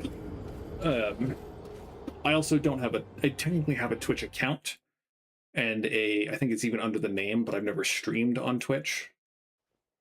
Well, I have not streamed on Twitch under this current formal title. There was a bit where I played Hollow Knight. I was doing Pantheon 5 and was streaming on Twitch just for the sake of letting some of my friends watch, because PlayStation still doesn't integrate very well with other platforms.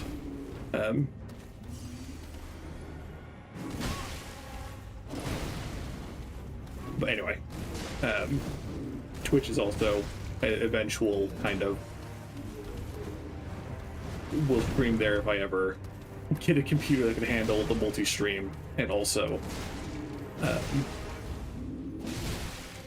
get popular enough where it would be beneficial to stream not on YouTube.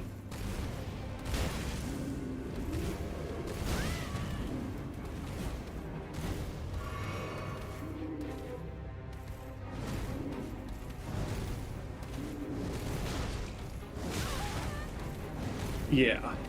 I 100% agree that Twitch is better for streaming, generally speaking, than YouTube. People think of streaming and they think of Twitch far more than they think of YouTube.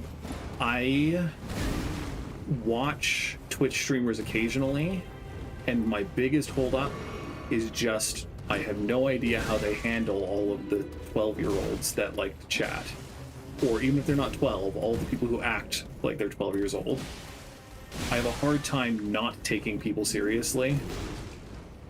And so there's a lot of just like, I'm going to use the word bickering that goes on in Twitch chat that I would feel stressed about if I was to try to engage with it directly. And I have a hard time just ignoring it if it's going on. So yeah, I think about it every once in a while, but the people I encounter on YouTube tend to be a little more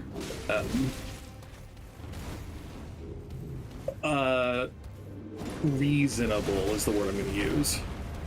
Because even if you get weirdos on YouTube, they tend not to stick around. They don't tend to cause problems for other people.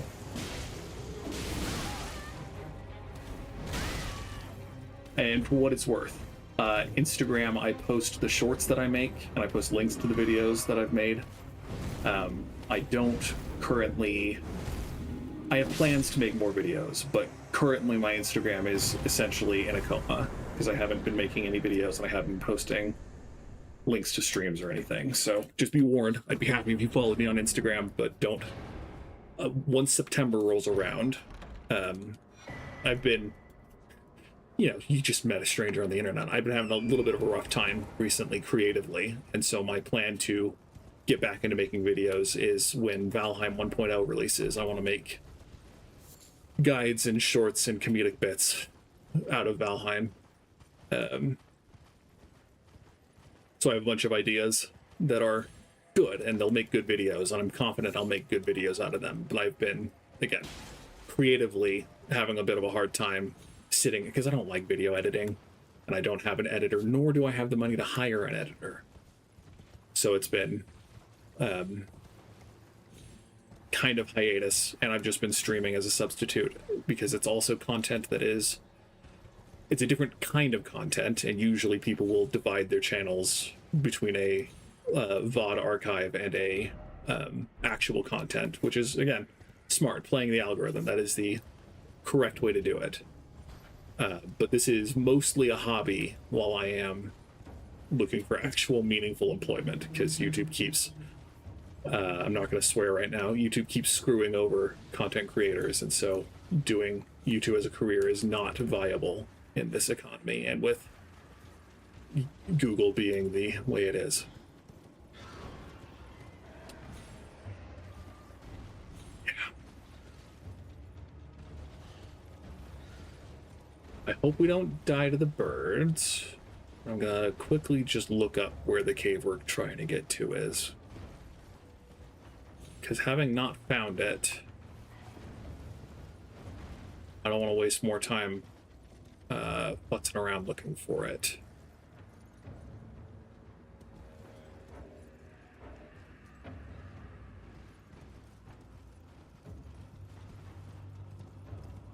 I thought it was in or around this swamp area, but that has not yet been the case. It might be a little further south. Crap.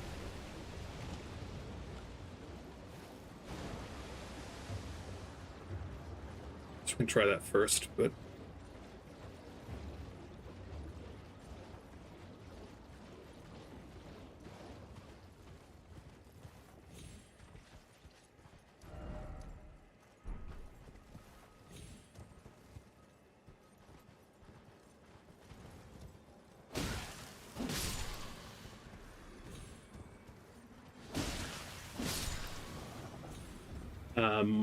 all of my content is mirrored on YouTube and Instagram in terms of shorts.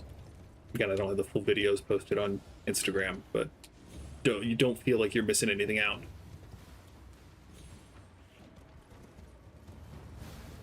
The major things stopping me are not having a financial security to support the investment of time that it would take to get to the point of being a dedicated streamer content creator.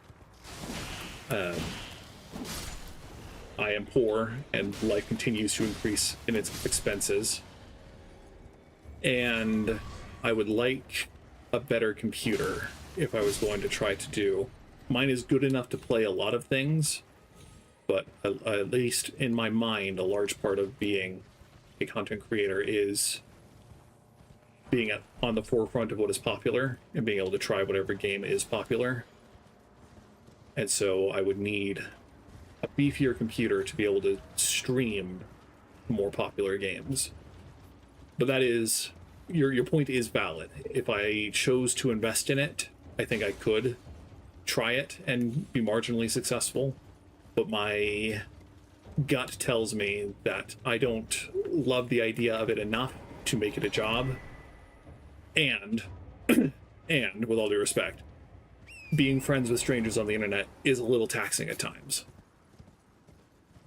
There are, again, the aforementioned immature people corralling a YouTube chat or a Twitch chat is a task, is a chore, and one that I don't necessarily want to engage with regularly. What are we looking for? Ring map. Again, doing a quick Google just because I don't want to find. Excuse me.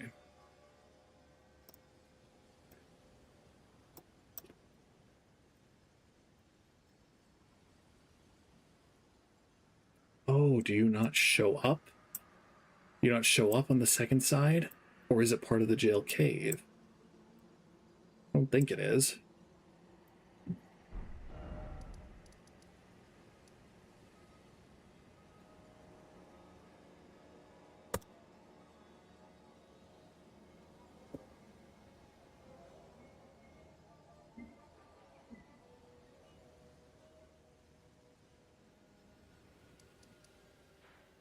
Unless this is the entrance and I'm just being dumb.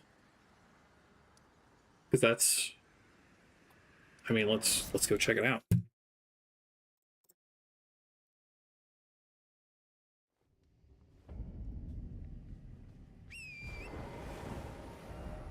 It's possible that I encountered it already, but I thought that was the Limgrave entrance, not the... No, that looks like it's it. So maybe entering it in Limgrave shows up or marks the map in Caelid where the entrance is, and I was just being stupid. So glad I looked that up.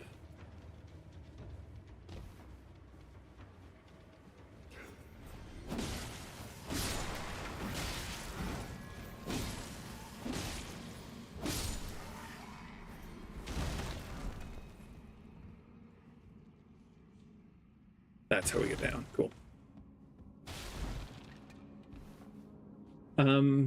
More than being a streamer, though, I have ambitions to make videos, which again, just being poor and not financially stable and having low quality jobs until being currently unemployed makes it hard to want to spend all my leisure time working on video editing. But I have like 5 or 6 script drafts that I am sitting on, plus a few other ideas for things that I'd like to make, and again, certain video games that I would like to make content about, specifically Valheim. And so I'm hoping to get a job soon, and when I do, that'll be more ideal to stream less and make more videos. I still want to stream at least twice a week if possible. But, and this is all hypothetical upon getting an occupation. But what I was doing in the past was I would make a bunch of shorts on Monday and just post one throughout the week, and then I would work on a video throughout the week to post on Saturday. And that worked out pretty well.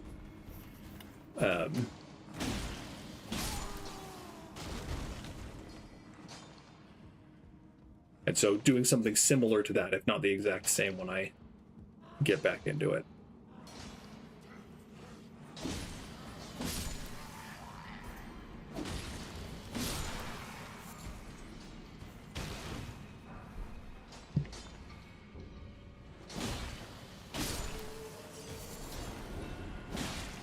I really like streaming.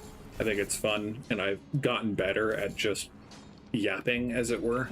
And it's fun to yap, and when people hang out and comment, it's fun to have conversations because, frankly, most people in my life don't like video games or the other things that I'm interested in to the same degree that I do. And so finding people with similar interests is fun on the internet. I appreciate the vote of confidence, Senbon Sakura. I know myself fairly well, and there's only so much that I would want to stream as a career. But I mostly would like to have it as this is something that gives me a little bit of extra money where I get, successful enough that people do like watching and come back. So we'll see. If it ever gets bigger than I expect it to, then there's always a chance. Currently, I writhe at the idea of trying to algorithmically manipulate my own content, which is kind of stupid. I acknowledge that it's kind of stupid, but I really like just doing this for fun. So yeah, we'll see. If life turns that way, then that's cool, and I would certainly enjoy it for at least a bit, but we'll see. It's a short answer. We'll see. Yeah.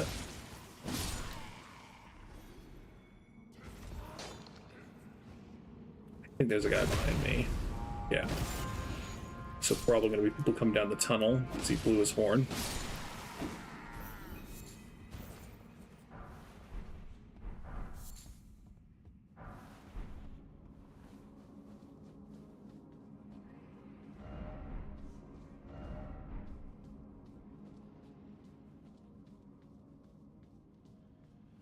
Is Alexander the pathetic sort they're talking about?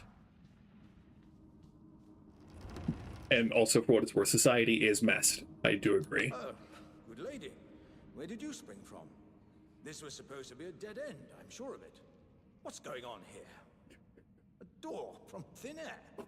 Well, stranger things happen at sea, or so I'm told. But onward to the Caelid wilds. I suppose my calculations were right all along. You should head this way as well, friend. Oh, I intend to, Alexander. To the festival at Doesn't the thought. I think this is a falling star beast. Hate these guys.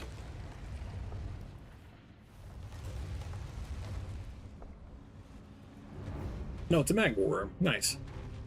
I'm just gonna summon the Borks because I don't want to lose my runes.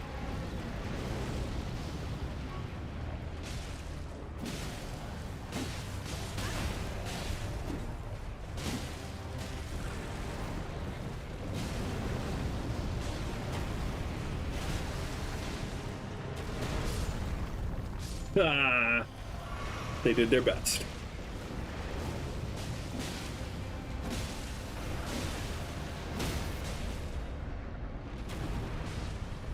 A lot of bleed resistance on this guy. Ha. There we go.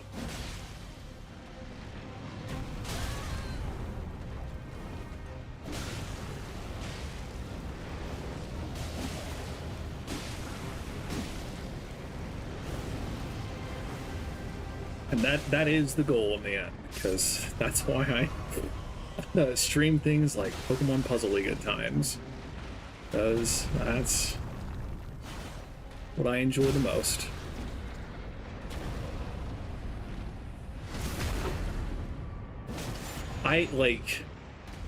There are a lot of bosses in this game that are really annoying.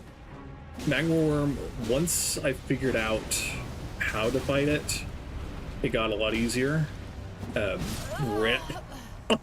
could feel my stamina running out. It got a lot easier. Because there's a lot of Gaping Dragon DNA in the Magma Worm fight. Which makes it... Oh, and I can't teleport to that one. Embarrassing. I think we can just run, though. Anyway.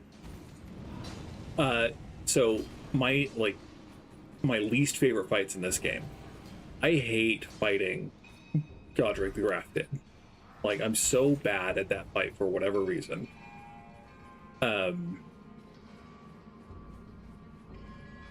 There are a couple of just small enemies that always eat my lunch.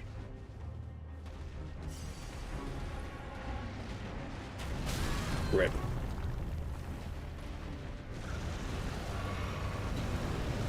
The ulcerated tree spirits, I got a lot better at fighting them, and so I don't mind them as much now, but originally they were some of my least favorite fights. Like, this is very Gaping Dragon coded.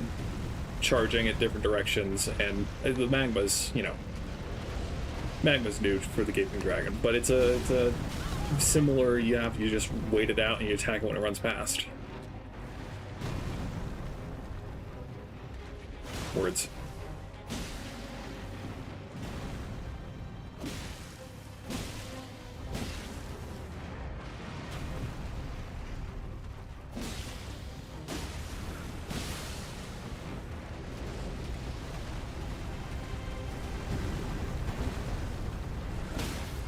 Nice.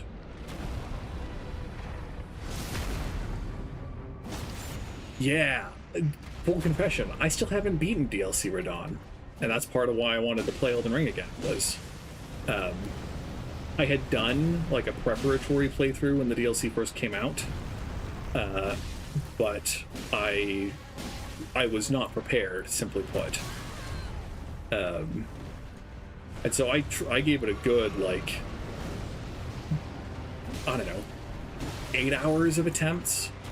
I don't know an exact time, but I gave a good effort to trying to do it. I never did it. Tried summoning strangers, tried summoning NPCs. I just said, okay, this fight's really hard, and I don't really feel the need to do it now. So I would like a rematch. I still have the playthrough saved on PC. And then I also have another playthrough that I had wanted to do the DLC with, but got burnt out. So it's on the docket to have a grudge match.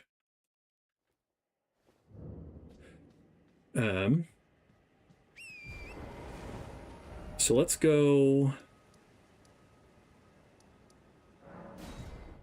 There's the big dragon here. I don't know how you say its name. I always say it Exykes. This is one level, but I think we can get another. We have enough runes.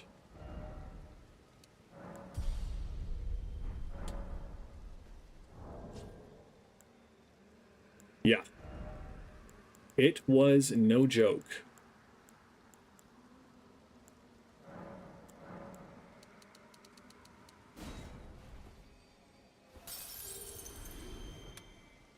Hope this is enough. Okay. So let's start buffing endurance a little, and we'll see about wearing better armor. But we need to head this way. Hey, bud. This dragon in particular always screws me over. Exykes, yeah. I don't know how you're supposed to say that. Just because it hits so hard and its Scarlet Rock Breath is far worse than any other dragon's breath. Yeah. I didn't make the connection that you were supposed to use the spear the first time. I was doing a sorcery build, and so I got pretty far until my friend told me how to do it.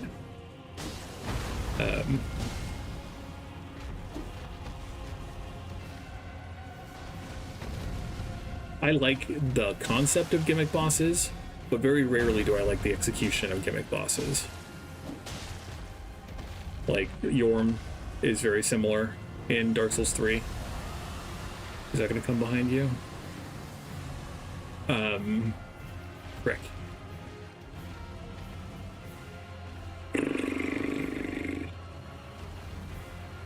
The frickin' Bed of Chaos in Dark Souls 1. Good concepts, but horrible execution. And I liked Rykard. Like, I thought the spear was obvious enough that, you know, if you're not an idiot like me, you can figure it out and it'll work out. But plus, the fight is so cinematic too. Like, more than the Yorm fight is for sure.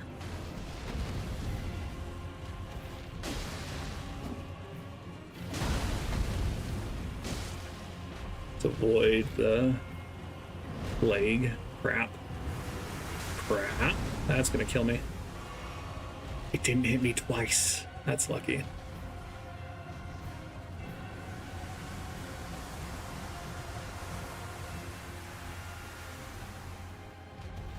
Want to come back down, bud?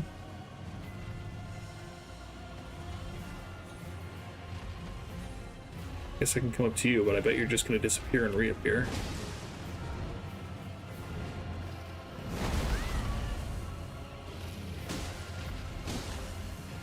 So, my favorite fight. That's a good question. So, the fight that gave me all the warm fuzzies in the DLC, I forget her name, but the scorpion lady near the end, in the ruins, the pink and green ruins, because that fight is just a love letter to Quelaag. And it felt so familiar going in. I was almost genuinely sad when I did it first try. That's definitely my favorite DLC fight for nostalgia's sake. I really liked Midra, the Chaos guy. I really liked that fight for combat, for the fun of it, the creative whatever. That was, I think, one of the best DLC fights. Midra was okay. I didn't cheese Mesmer, but it felt like I cheesed Mesmer because I just got one really good run.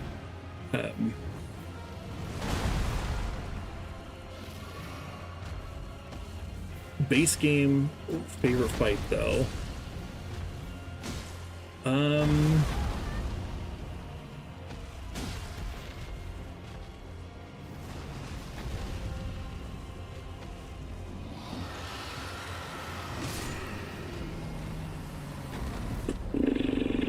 I don't know. I think the Star Scourge Radahn fight is iconic. It's fun. It's a good time. Millennia's really hard, and I've never beaten her by myself. I don't know. Frankly, I don't know if there is any fight that I look at from Elden Ring base game and think, this was fun, I really liked this, I look forward to this every time. Romina, that sounds right. Sounds close enough, if nothing else. I got that map.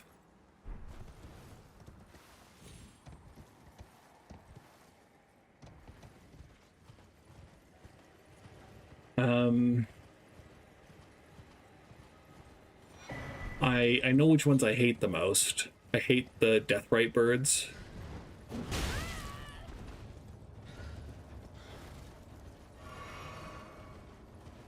And I mentioned Godric. Tibia Mariners are always kind of fun. They're not hard, but they're just goofy guys.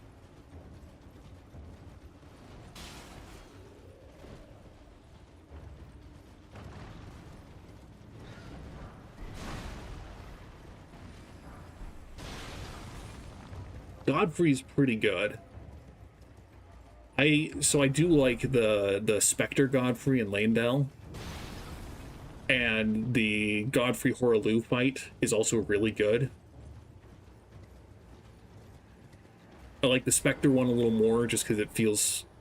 There's a lot of BS with Horaloo grabbing you in big area-wide AoEs that I just don't like, but... Oh, a pleasure to see you. A pleasure indeed.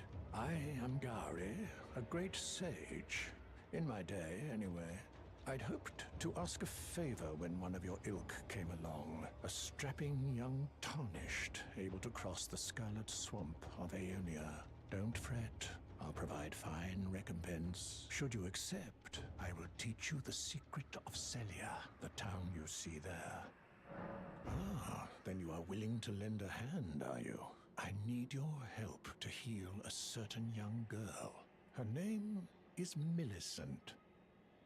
You will find her beyond Sellia, resting at the church atop the cliff, stricken by the rotting sickness. The rotting sickness that afflicts Millicent has no cure. When the Erd Tree flourished, even the demigods could not stave off its effects, despite their nigh godhood. But Millicent's suffering can be ameliorated. For this, you are to find a certain needle. Seek the deep, scarlet swamp of Aeonia outside Sellia's bounds. The needle, made from unalloyed gold, is lost somewhere there. First, you must find the unalloyed gold needle. It's hidden somewhere. Then I will... The secret. Okay. There's a site of grace down here somewhere, I think.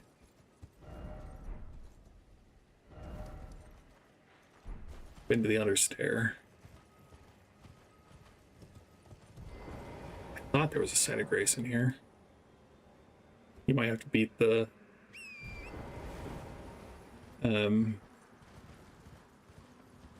Nyx duo first, but there it is.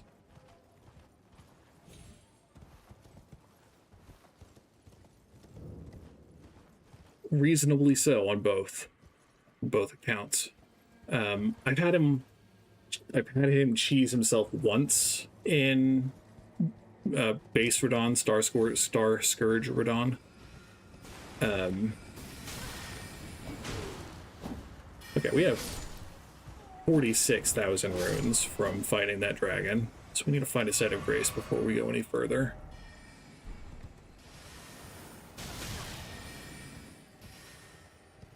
I don't remember if we can get... I think we have to break the 3 seals first. Anyway, yeah. And again, I haven't beaten Prime Consort Radahn, and so I can only imagine how satisfying that must be. One of the benefits of playing online and also streaming is that there'll be a good chance that I can find someone who will be able to carry me if I can't beat Prime Consort Radahn myself solo. But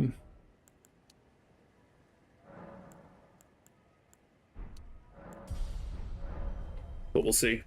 But again, congrats on doing it, because it is not easy.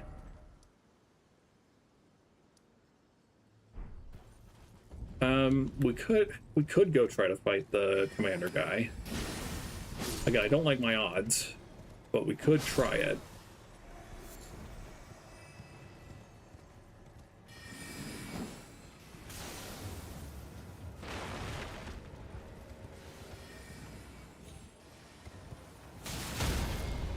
Brutal.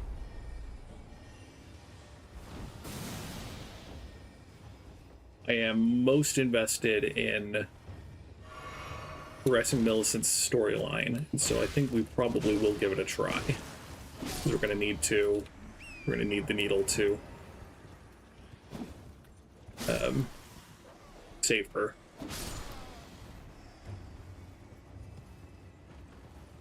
So maybe we just go try that now. I thought the secret was lighting the torches at the top of the towers.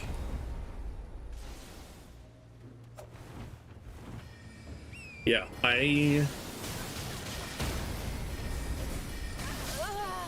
have mixed feelings about summoning war bosses. Rationally, I don't think there's anything wrong with it. I think it's cool. I think it's even fun, especially to be someone who is summoned to help others. Like, I think that's great. It gives you rune arcs, it gives you runes, it's a good time. I don't like relying on summons. Like, I'm fine once I've figured it out using a summon to make the fight easier. But I don't like substituting getting good with someone else carrying me. Which is why I'd never stuck around doing, like, I haven't beaten Radahn because I didn't want to do that for that fight. I wanted to figure it out on some level before just throwing in the towel and trying to find someone to do it for me. Please, please let me hit you. That is acceptable too.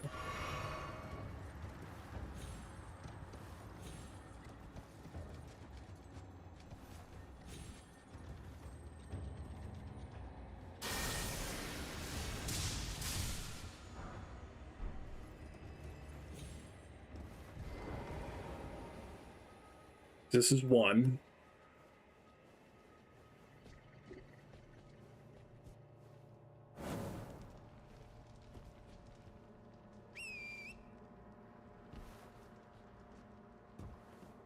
Yeah. And I think Elden Ring is a really good first Souls game because it's very, very enabling to new players. Crap. Like, there's no need to get hard stuck on a fight in Elden Ring because you can either go somewhere else or get a lot of help. You can either get spirit ashes or other players to help, and it's great. It feels good. It still allows you to, like, win the fight, as it were, to get the victory, and not, like, I don't think there's anything wrong with having summoned to get help, especially if you are trying to make it through a game. Not that that's what you did specifically, but just as a notion, I think it's a fine thing.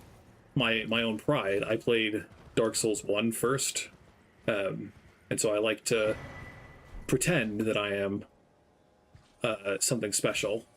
And so I hold myself to standards that I don't need to hold myself to, and would like to be able to say, hey, I did this alone. I did this on my own.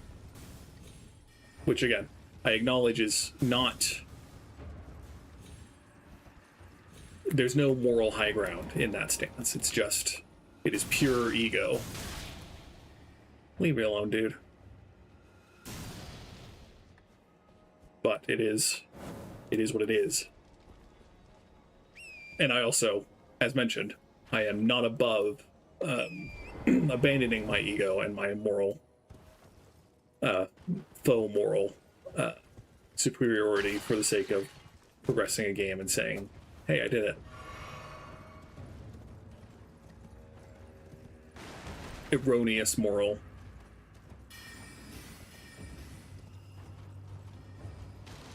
So one of the seals is back here. Might as well pick up my 1,000 runes.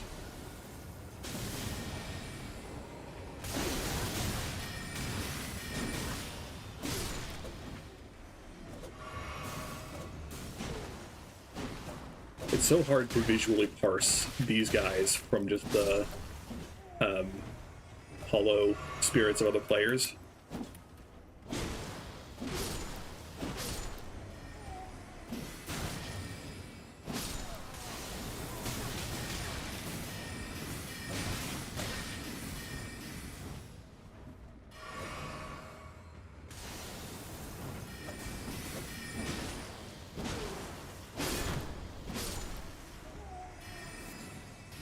Disgusting. But we got there. There's the imbued sword key. Cool.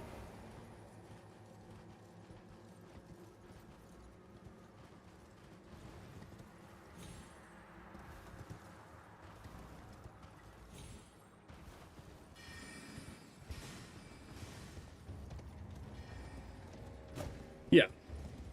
It is, for sure, all part of the game's mechanics. It is intended to be a way to play. There's part of me that, like... part of it in my mind is that the whole point of... In my mind, the whole point of playing Souls games is to get good. You play them for the experience of, to quote friggin' Black Clover, surpassing your limits. Of being bad at something and enjoying the experience of getting good. And so when I use summons and win a fight on the first time I use summons, I just feel a little empty inside for having lost that experience without, you know, going through and playing the whole playthrough again. And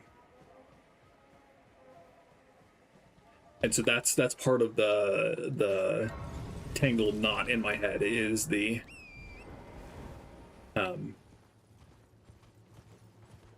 because that's let's see, it's the same reason why, like, I would never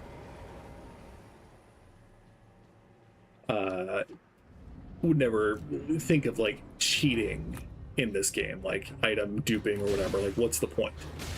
If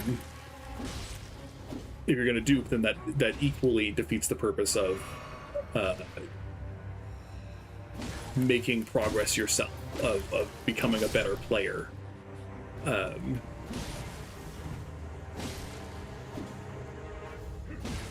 I've played other Souls-like games, and some of them have been good, and some of them have been fairly mediocre. I didn't like Mortal Shell. A lot of people did.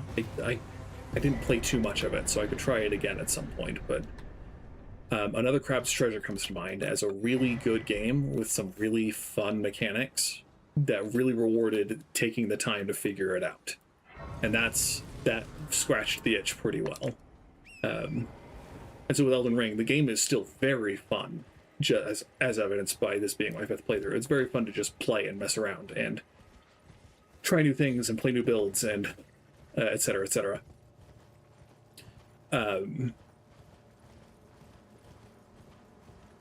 But the reason I don't play it consistently is because if I let the game go for long enough, then I can come back and say, I don't remember this fight. Let's tap into that feeling of we're gonna figure it out again.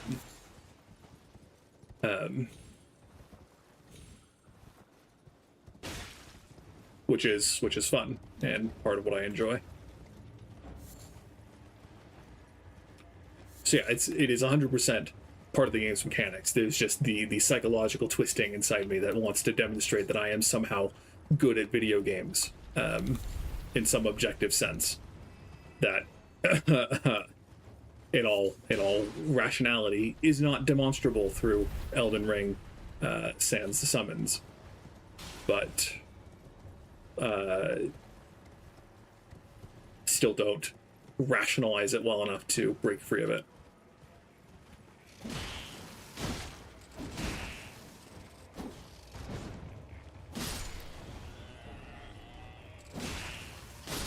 It's a heck of a drug. It is not my first time playing Elden Ring. It is my 5th time or so. Depends on how we're counting incomplete playthroughs. But I mean, it's my first time doing a faith build at the very least, so I have incantations and whatnot. Who's there? Well, it matters not. If you are wise, you will leave immediately. My flesh writhes with scarlet rot. It is a curse, not to be meddled with by man. If you are wise, my flesh writhes.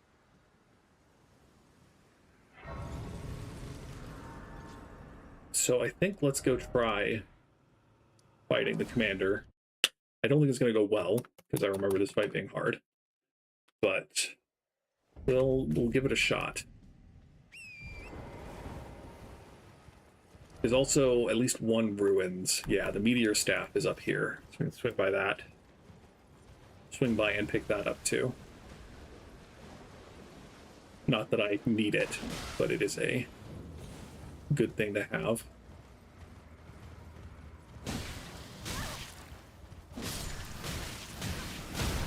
That's just embarrassing.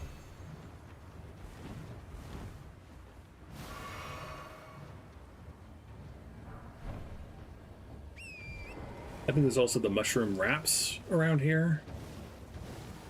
Sekiro is so good. Sekiro is the one that I really, really fell in love with as a gameplay, and I've been looking for something to scratch the Sekiro itch for a long time.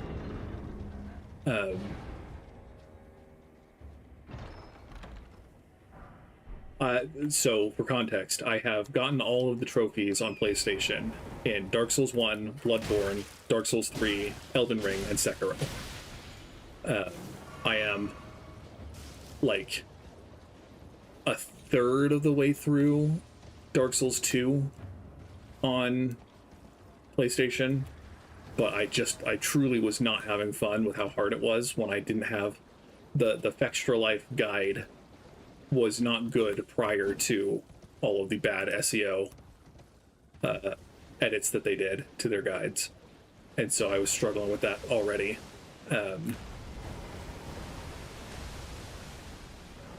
But Sekiro is so good. I played Dark Souls 1, I finished it, and then tried Sekiro. I got to Lady Butterfly and then just stopped because I was so bad and so not having fun. And then I played Dark Souls 3, and after Dark Souls 3 I came back and it all clicked, as they say. And after it clicked, it was so much fun. Yeah, our damage is very low for this fight. I don't know if it's just the freaking Scarlet Rot waves, man. Just not a fan. As you can see, he's very consistent. You can usually get at least one attack in between most of his attacks. Jeez. This was my last 2 semesters of college.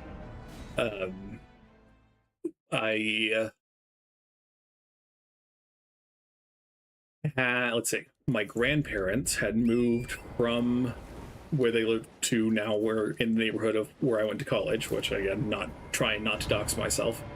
And they were old enough that it was a barter that they were willing to make, that they would let me live in their basement rent-free if I helped with like yard work and house chores.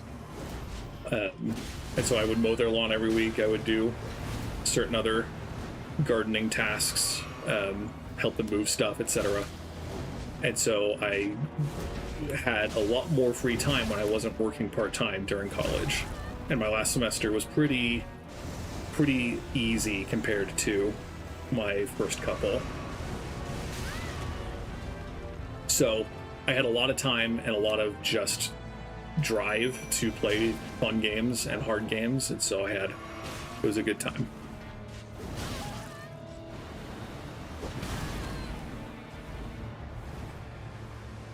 Sekiro, definitely, if you're willing to figure out the game, it's so good.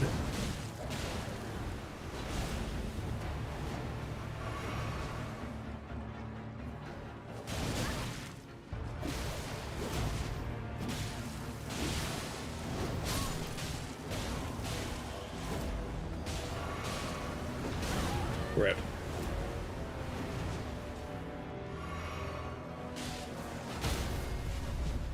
Okay, that's something.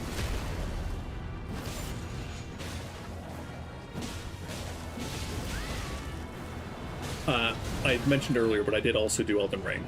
Just, I don't know if I said that in the list of games I did. Yeah, and I mean, it was good to be of use to them, for at least a time. I did move out because I did not want to continue living with my grandparents, bless their hearts. But let's try this again, but let's try killing the ads first. Because they're not desperately hurting us, but they're hurting us enough and distracting the dogs enough that I think it might be worth it.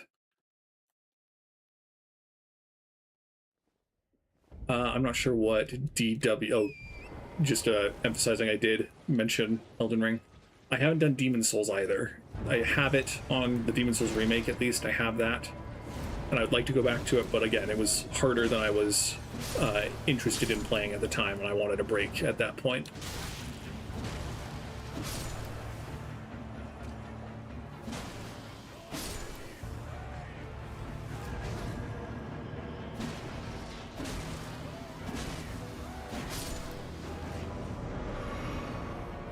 Okay, dwarfs.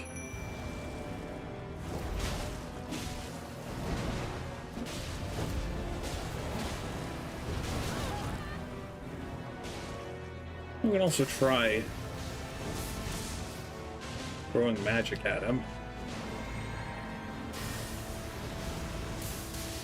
Ah.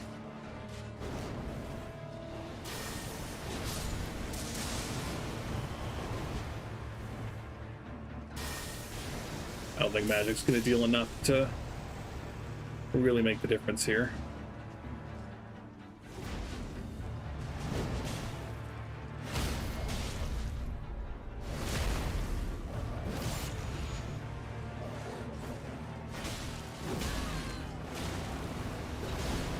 Yeah, Mimic Tier's on the table for sure. I like the wolves just because they stagger a lot, and so for certain bosses, they just constantly keep you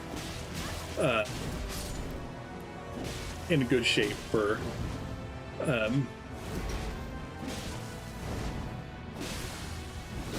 dealing with words are hard.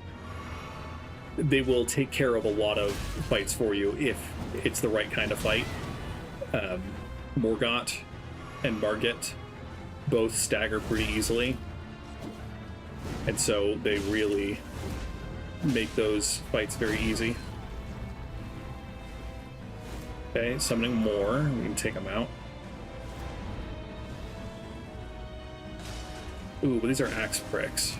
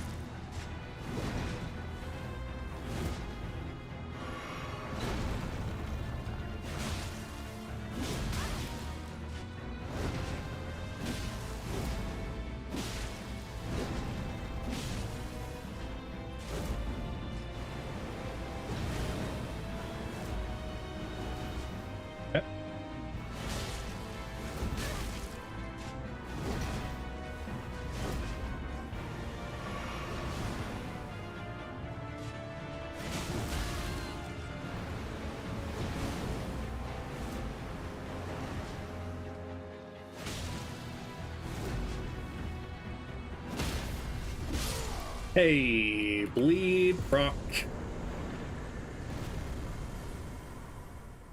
Good stuff, good stuff. Unalloyed gold needle.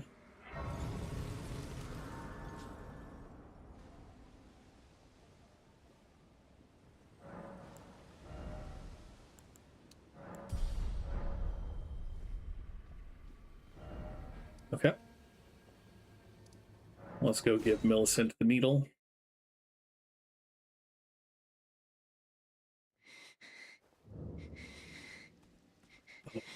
Frickin'.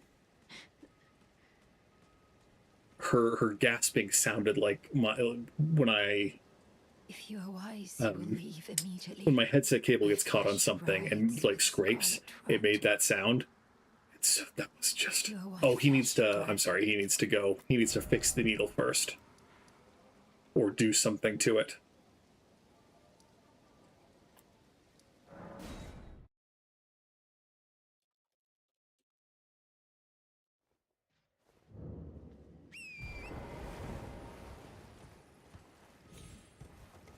Nice. I'll be real. I don't think I've ever like gotten everything in a single playthrough of this game because there's just so many secrets and so many things to find.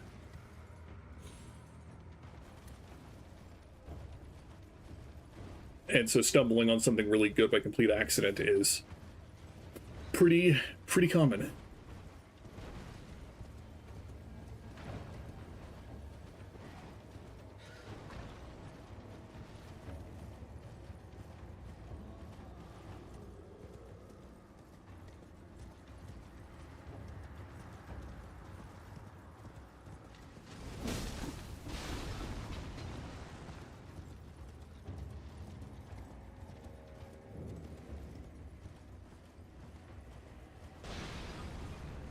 I always give that dog a wide berth.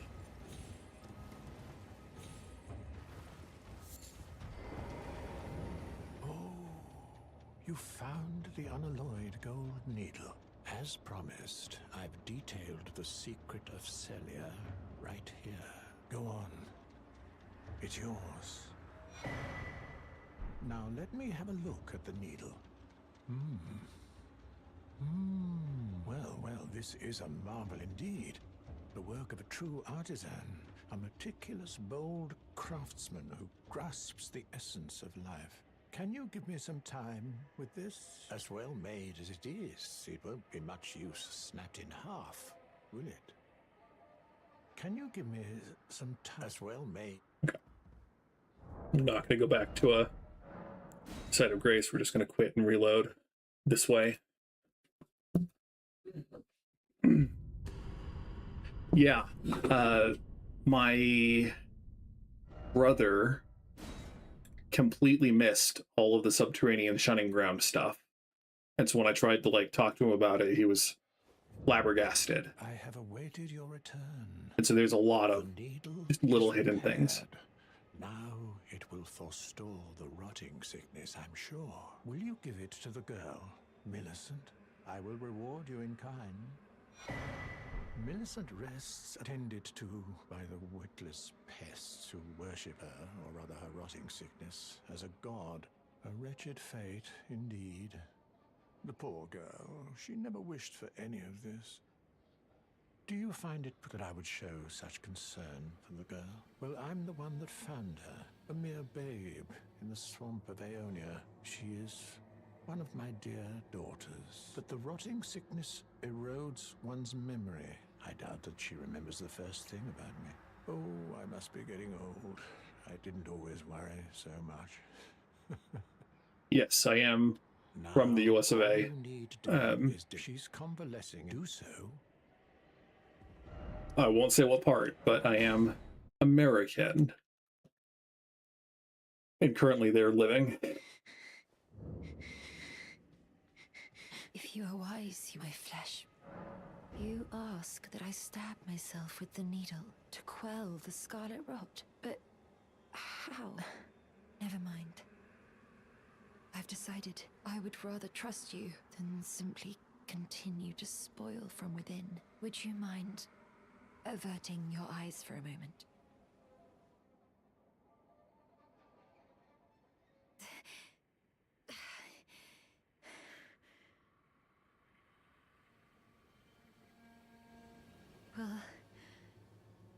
was easier than expected.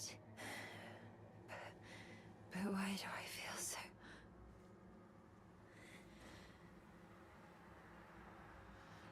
Greece is pretty cool. Like, my experience has been that most of the people who chat happen to live somewhere in the range between Europe and the Middle East. I hoped to see you again. So Apologies you've continued that for trend. when last we met. I fainted before I could even thank you. Everything is as you said. Since inserting the needle, the scarlet rot has ceased to writhe. Even the nightmares have abated. And now, though I can scarcely believe it myself, I can move as I please. Not that I could ever truly repay you, but I would like you to have this, by way of thanks. A token though it is. I'm considering leaving. On a journey, with the needle buried in my flesh. I've started to recall, but dimly, my destiny. It's all thanks to you. My name is Millicent. I pray fate permits us meet again. I'm considering with the needle buried destiny. I think the next place we meet her is on the hill next to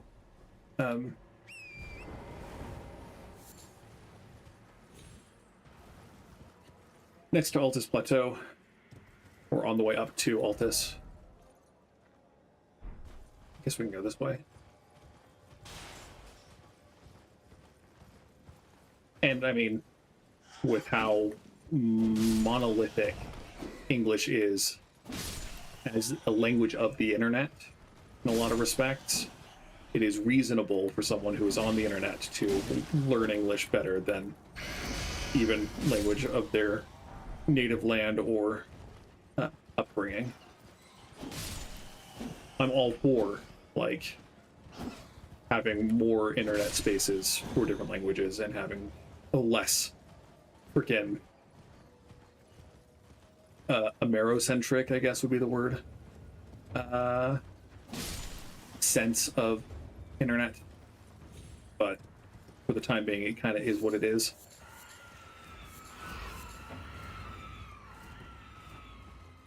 Don't think we need to kill this guy.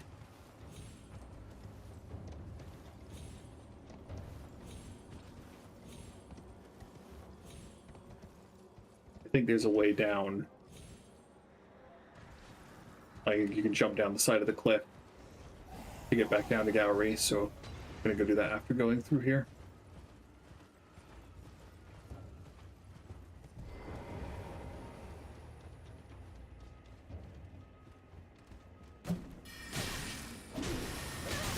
Crap. Rip. Panic. It's fine. It's fine.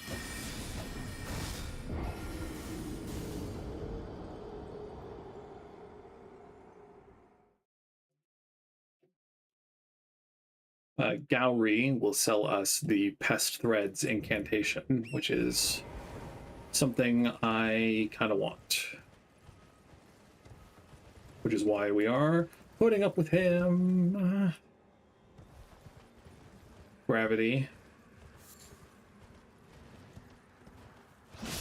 Probably has the most kills in Elden Ring in most Souls games.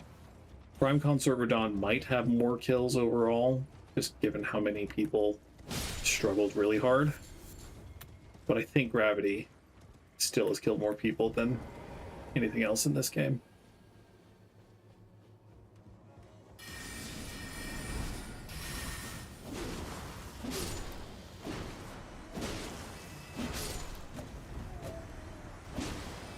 It's amazing how much of a difference not being surprised makes in any given fight.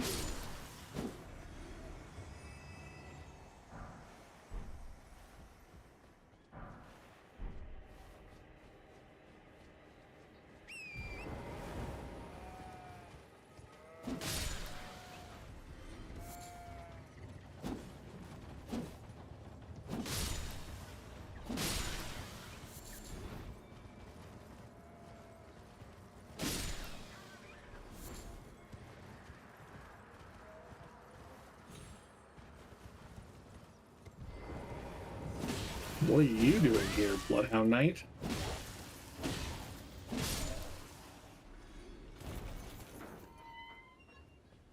I don't think I've ever picked that item up before. I don't know if I've ever made it over here in a previous playthrough. Kind of cool.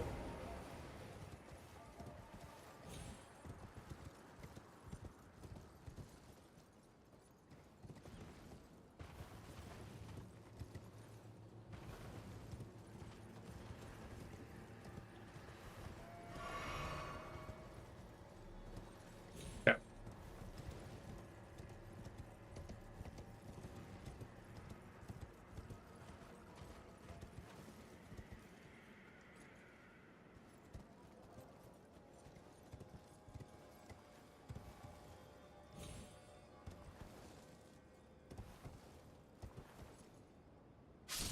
Nice.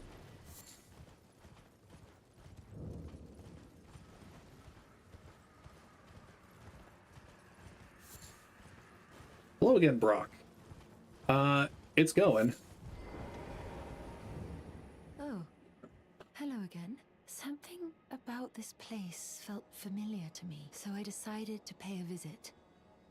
Hoping to find someone here, but I've only found emptiness. Perhaps before my departure, I needed someone to say farewell to. Well, never mind that. I must focus on my journey, for which I have you to thank. I must stay strong. Yeah, it's really hot today, and I did not sleep too great last night, and so I am trying to be at least a little bit upbeat while just. I used to live on the East Coast, where it was much more humid than it ever gets where I'm currently living. But even now, just like the 20% humidity we're getting today is Thank you kindly doing poorly for me. for giving the needle to Millicent. Now she too can begin her journey and stare her fate straight in the eye. You've been a saint through and through. As thanks, I vow to impart to you my knowledge of the lost sorceries of the Sellians, descendants of the Eternal. Oh, you noticed, did you? Indeed, Millicent did visit this hovel of a home. It seems the memories eaten away by the rotting sickness yet remain, but faintly. However, she has no need of me anymore. No, she must embark on her journey and stare her fate in the eye. I mustn't impede. As I've aged, I've found the best way to aid the young is to be forgotten. I also usually have a fan blowing, but it is loud enough that I don't use it while streaming. So that extra layer is doing a number on my stamina for upbeat positivity. So let's go get that map. And then there are a couple of other places we can go to around here. We'll keep exploring a little bit. I've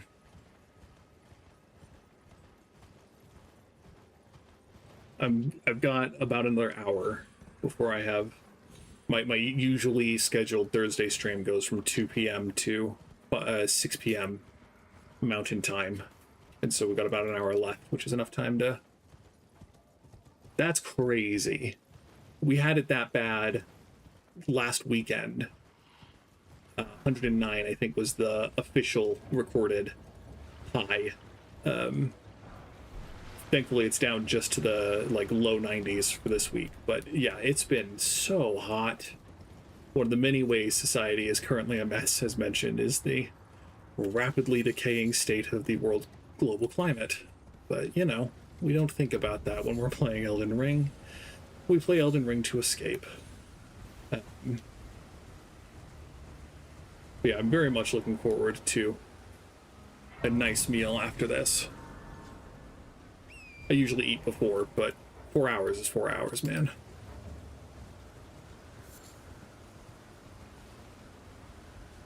Okay, Mr. Guy. Thank you, Brock, for being a fan and a fan. Dry as a bone, fool dragon, surrender your strength. Let me feast on your heart.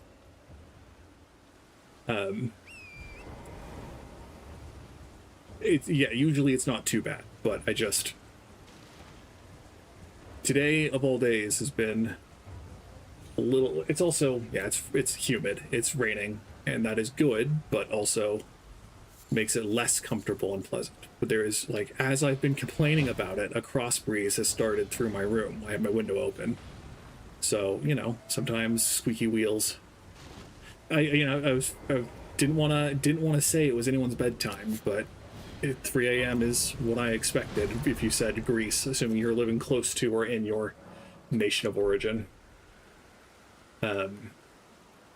So, fun fact, this merchant has I think he has it, the beast repellent torch. And so if you don't like dealing with the,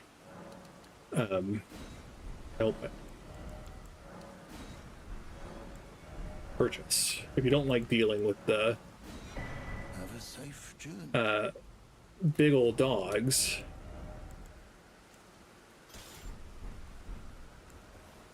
you get the beast repellent torch, and then they don't even attack you.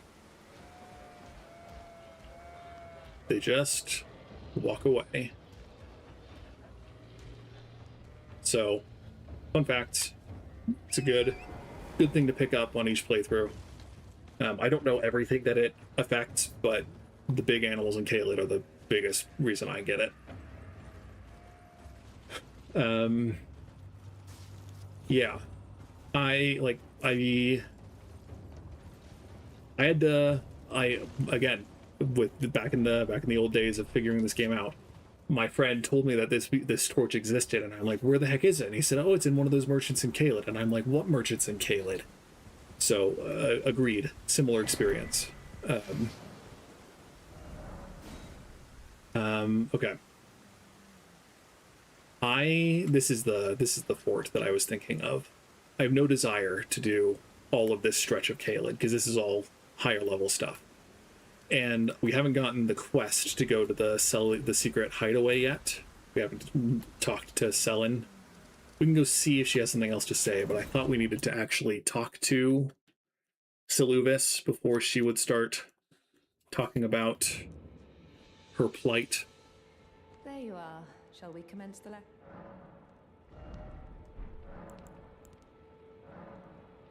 is that a scroll? Takes me back to my academy days. Very well.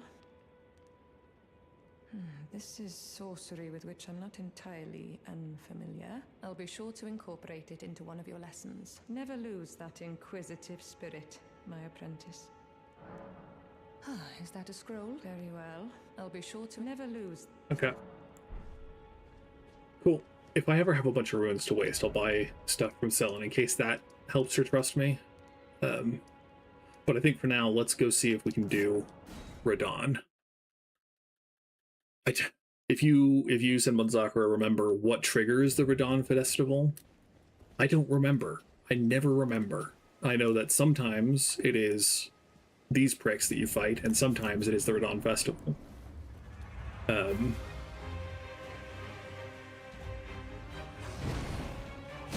I thought it was a time of day thing, but I don't think that's the case.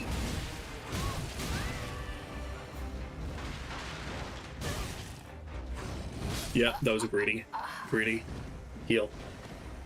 Because I'm pretty sure I've beaten Radahn in the past before becoming Ranni's vassal. Like, before she's even like, oh, I need you to go kill Radahn so that we can go down and start the stars. Is that what does it? Okay, good to know. Specifically activate the Grand Lift or set foot on Altus Plateau.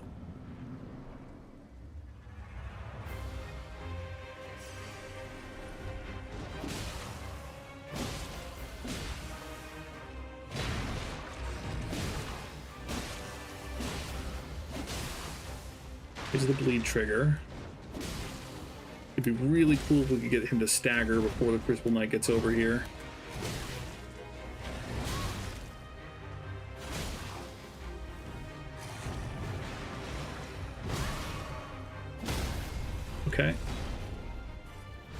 Yeah. Cool. Cool.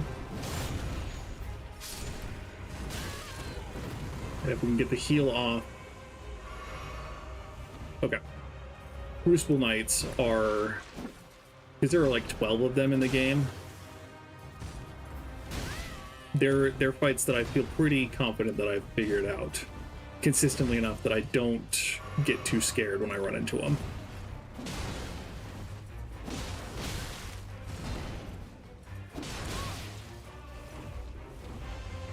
Yeah, Godskin Duo being weak to sleep is huge for how much easier that makes that fight.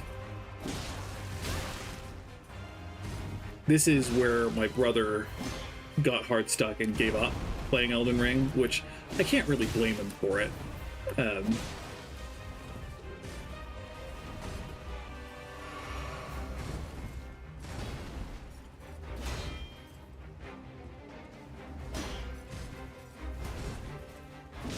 I did despise them, and that's why it was so satisfying to figure out how to beat them.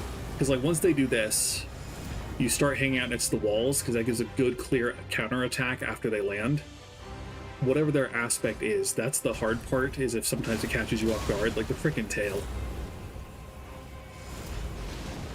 The tail's probably my least favorite. I like the fire breathing one. The shoulder charge one is not that bad.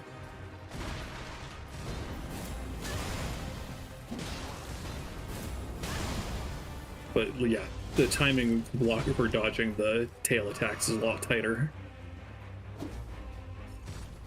Rip.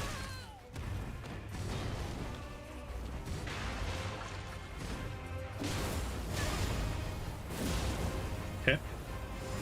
And it's a free heal every time they do that, and you can dodge it properly. So it's an attack that I like to bait out whenever possible, but I'm not good enough at the game to actively, like, bait out attacks. Frickin' tail. Okay, that's my last normal flask. I think I still have my Wondrous Physic.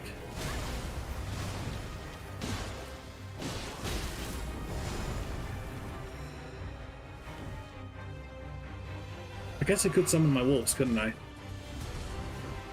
Sure.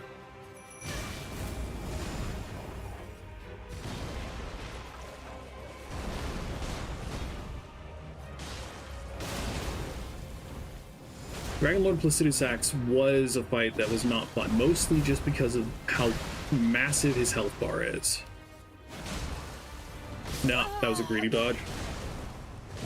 Like, I never felt like I was dealing enough damage to have a good fight against Placidusax.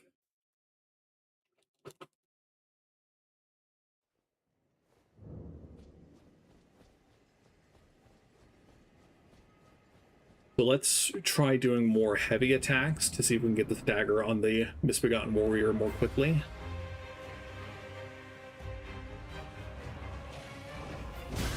Ow.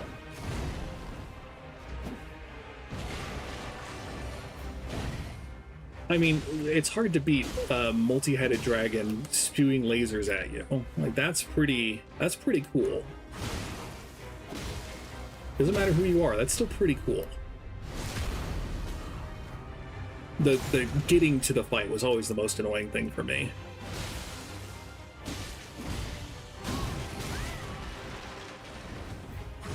Because it's not like the platforming was hard, it was just annoying every time.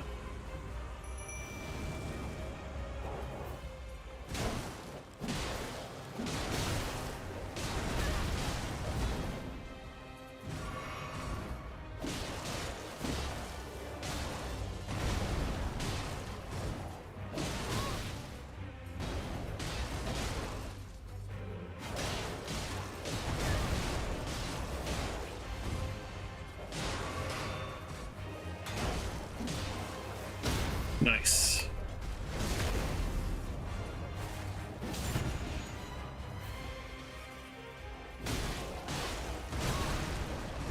I really thought he was gonna do his stance change.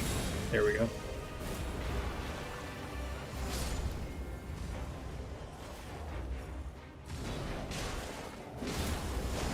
Yeah, and even just having 5 flasks at this point where he has half health, that's they've done their job.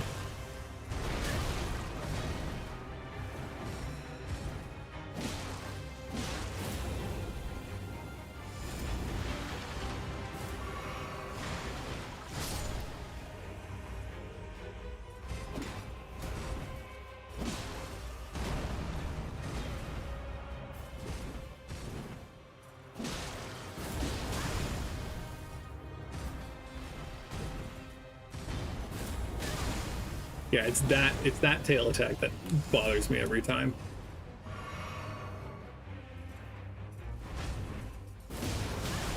Because it just comes out of nowhere. Bastard.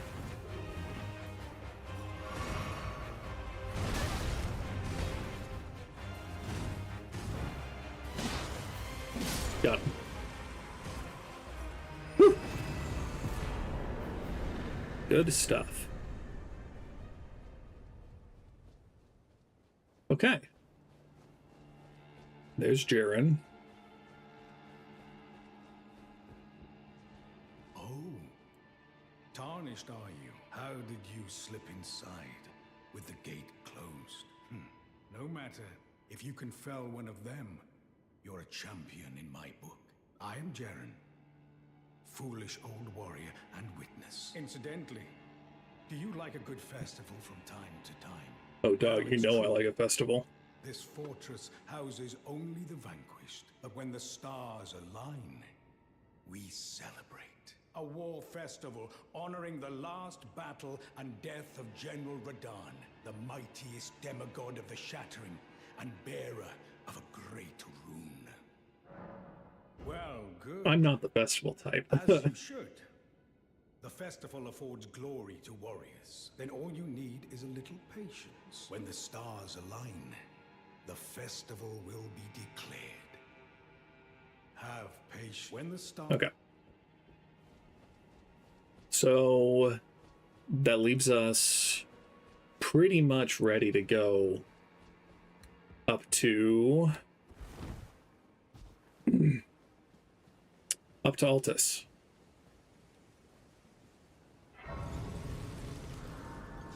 I'll look into what will let us go help Ronnie, because that's going to be important. She is one of the endings I haven't gotten. I was going to do her ending this playthrough. So I think that means we have extra time and we're going to go deal with some ants. I hate bugs, generally speaking. I have a profound respect for what insects do for ecology and for all sorts of very important things that take place behind the scenes biologically.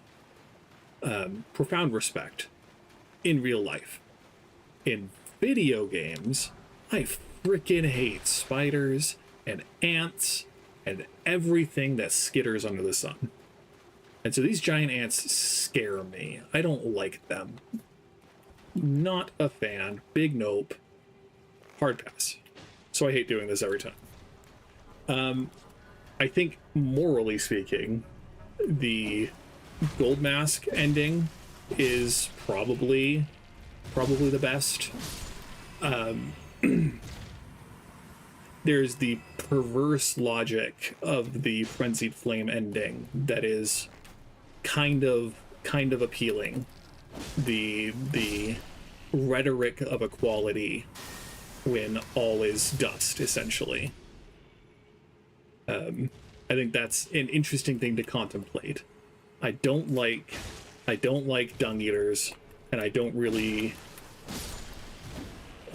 care for the those who live in death ending. I feel like if I understand it right, Gold Mask's Golden Order ending incorporates those who live in death properly in a way that they don't need to be like put on a pedestal in the way that the Death Mark rune does.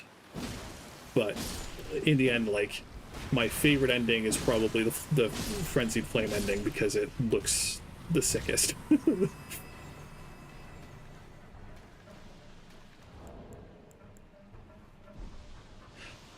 I've gotten a lot better about spiders. I can deal with spiders a lot better than I used to. I cannot, like, viscerally cannot abide anything bigger than a flea that flies at me. Like moths, butterflies get a pass because they're very, very slow. Moths, though, when a moth gets in my room, my heart rate spikes and I have a hard time going to sleep until I kill it, and then a long time after killing it. Most insects look really cool when they are not moving. I love going to museums, and I love going to, like, butterfly, what do you call them? Biomes, greenhouses. I love looking at bugs because they look really cool and have a very, like, they're interesting to look at. I hate encountering bugs in the wild because I just ugh. Like when you're just sitting down and you see that they're like on a picnic blanket or in your room when you have food on the floor, you're just sitting down and then you see ants crawling up your leg. It's like, leave me alone, buddy. Yeah, just a hard pass. Yeah, I prefer knowing where one spider in my room is than not knowing where dozens of flies or mayflies or other things that spiders naturally kill aren't in my room. So if I see a spider in the corner having made a web, I'm like, okay, dude, cool. You hang out there, I'll hang out here. It's gonna be fine. We can coexist because you serve a meaningful function.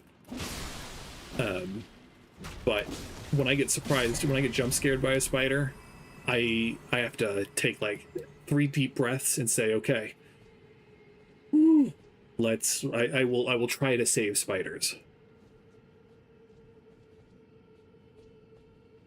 Yep. Cockroaches, also a big fat hard pass.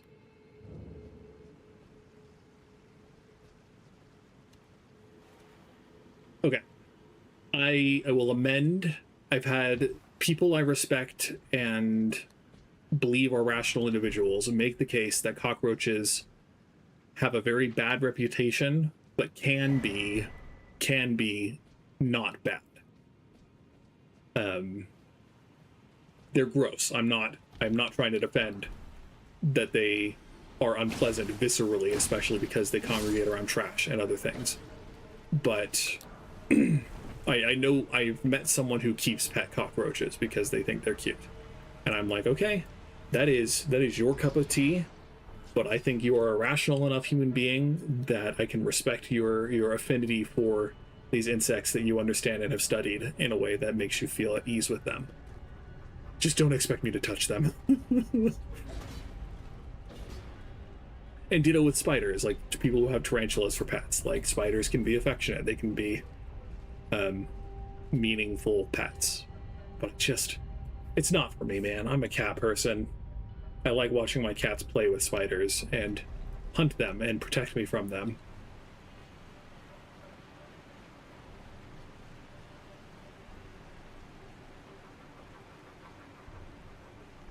Yeah, I encountered some cockroaches. I lived in Wisconsin for a while.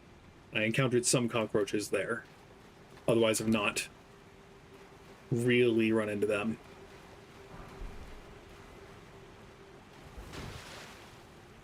Yeah.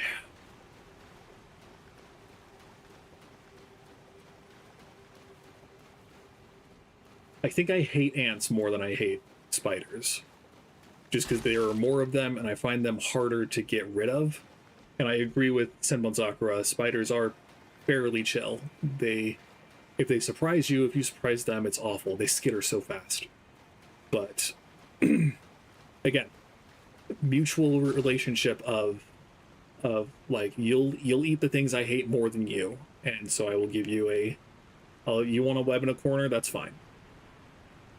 Earwigs and centipedes, though, both are just, again, similar grudging respect. Like, centipedes and millipedes, eat a lot of other bugs and protect you against other bugs but they're so fast. They're so fast and they're so scary when they move. Like, that's one of the reasons I hate the pests, is that they're very centipede coated. And earwigs are just creepy, man.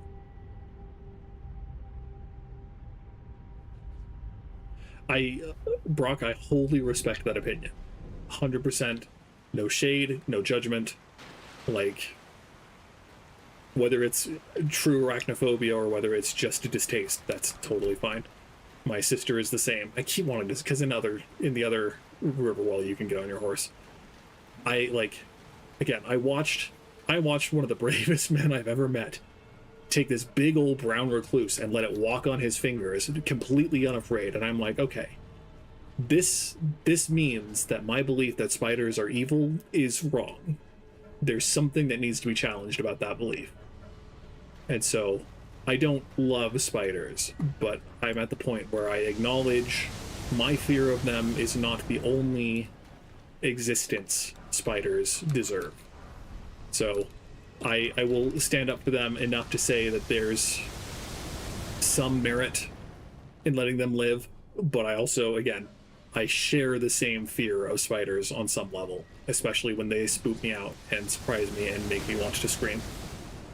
I remember taking a shower, this was also in Wisconsin, taking a shower, I had just put my shirt on, and I something caught the corner of my eye, and I looked down and there's a spider sitting on my shoulder. I have no idea how it got there, no idea how long it had been there, but like, holy cow, that scared me so much. Is someone there? A customer? Well... Take your cookbook, and your cookbook. Don't think I need anything else.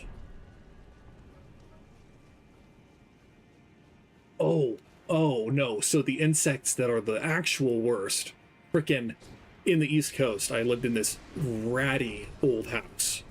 Miserable, no air conditioning, terrible, way far out of town. It was a bad time. But the worst thing is the multiple times I would be sitting at my desk and a wasp or a yellow jacket would crawl up my desk, having somehow gotten into my house, and would just say, hello, screw you. I hate wasps. I have never once been stung by a bee or any stinging insect. Never once. I had a nightmare when I was like 5 that I had gotten stung, and that was enough to turn me off to a whole business for my whole freaking life. Yeah, not a fan. Butterflies, again, butterflies get a pass because they're pretty and they're basically harmless unless you eat them, and even then, like, most aren't going to kill humans. They kill other things with their poisons.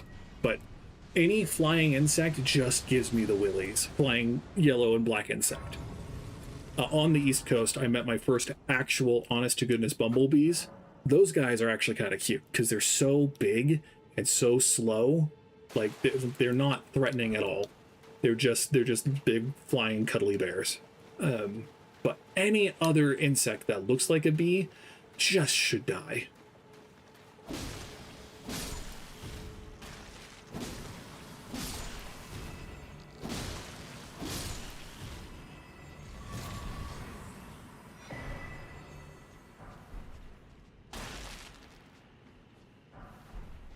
Worms, I tolerate worms. When it rains, I don't hate going out and looking for worms because I think they're kind of cool.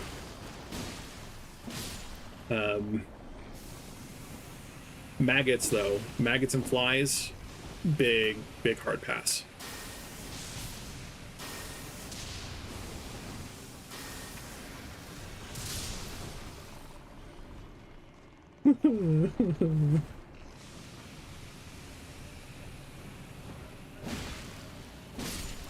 That sounds horrible, said Matsakura. That, ugh. Yowie. I've had a couple of moments. My mom does a lot of gardening, and so growing up I would be requisitioned as child labor to help her out. And so there were a lot of moments of getting jump scared, and my mom would be like, hey, don't move, and she would flick it away, shoo it away. Yeah, pictures. Pictures are the only safe way to interact with most insects.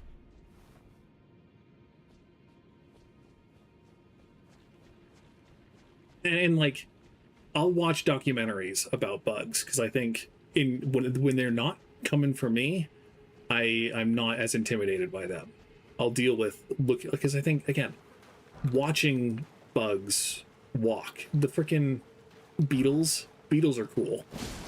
There are all sorts of cool looking beetles that I don't know what the name of it is, but its back looks kind of like a shovel, like a spade. And it's brown and it just has big sticky legs and it will just walk in a very jaunty way. And like every time I see one of those, it's like, man, you're cool, man. You have fun walking up that window. What's the word? Not window frame. Window screen.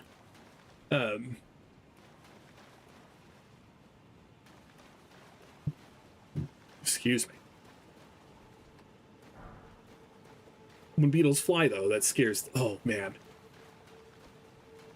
Cicadas, though. Cicadas, hard pass. Have you ever lived where a cicada brood has emerged? Talk about living in hell. I lived in Missouri for a while, and I happened to live there during the emergence of a big, iconic, huge cicada brood. And just walking outside and having hundreds of these pricks just flying everywhere, such loud noise. It's so bad. And like, the particularly traumatic experience I had was walking outside and having one just jump up at me, and just, I wanted to die.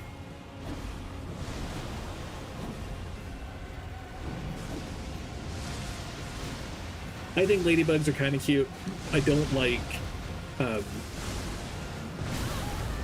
all the knockoff ladybugs. There are all sorts of names for them that I'm not sure if they're racist or not.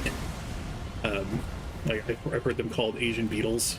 And I'm always skeptical whenever there's an insect called something nationality.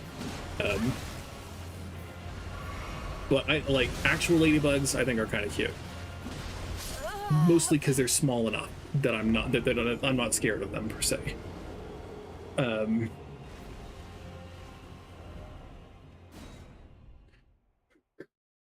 Praying mantises are all like, they're so quick when they, yeah, and heavy. Insects should not be heavy. Insects should not be heavy. A firm belief of mine.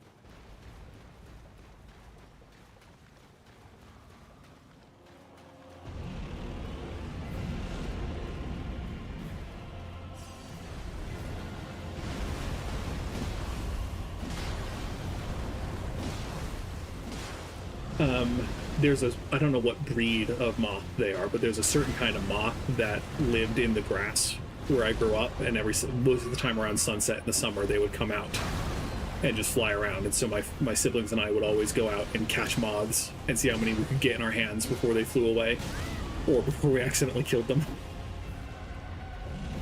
Pill bugs. Thoughts on pill bugs?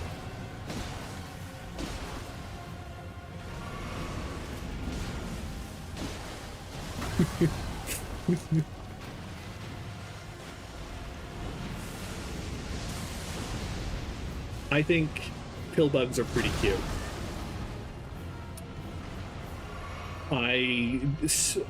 The first time that they peed on me, I stopped holding them and picking them up.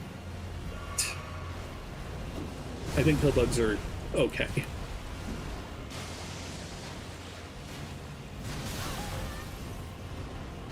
And crickets, grasshoppers, I don't like them at all. They are scary.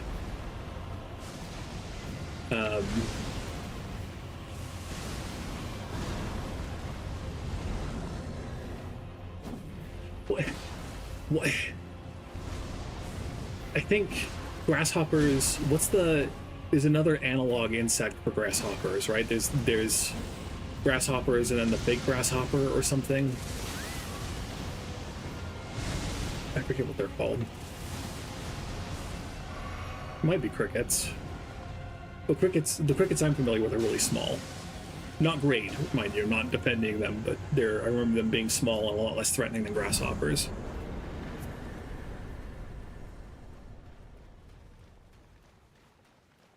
Yeah. The three of us are agreed. Insects and arachnids in general are pretty creepy. Not a huge fan. We have exceptions, but generally speaking. Again, mantises are cool, but still scary because they're big and fast.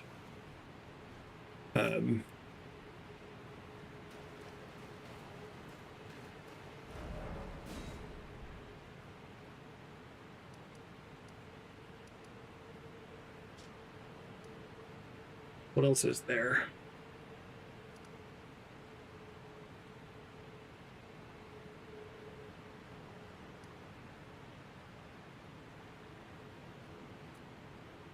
We need the other medallion, so I guess maybe we can go do that now.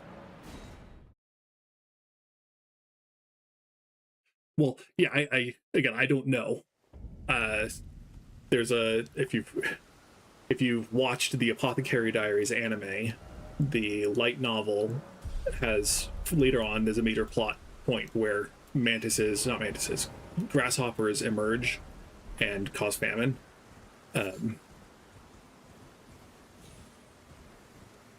And so they point out that one of the two tastes really good and the other one tastes awful, but I don't remember what the other one's called. One of them is a grasshopper. I didn't think it was just a cricket, but I could be wrong. Anyway. Most people who were raised in different generations, from me at least, have such a different interaction and relationship with insects. A lot of my uncles, a lot of older people that I know, my one grandma has a bunch of, like, not quite farm stories. I don't think she grew up on a farm, but she grew up in rural country where she did similar things.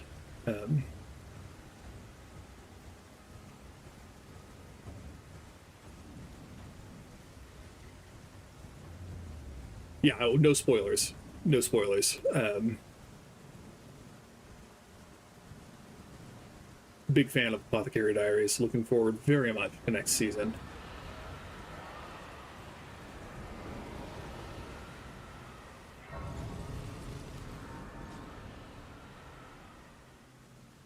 Interested to see how they animate it, to say the least. Yeah. What kinds of bugs do you regularly encounter in Greece? Like, the only place in Europe I've been is Finland, and we stayed pretty urban. I did not encounter too many bugs when I was there.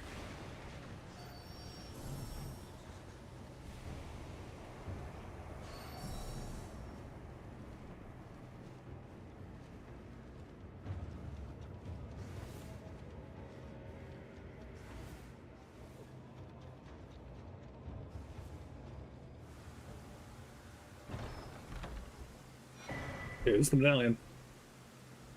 I see. I mean, Greece is like the Mediterranean climate, right? So all sorts of humidity, all sorts of insectile aberration predisposed.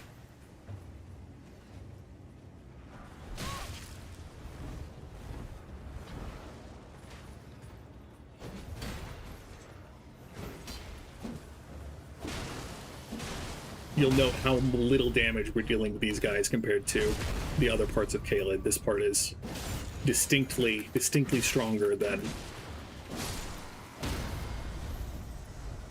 where we have been dealing with.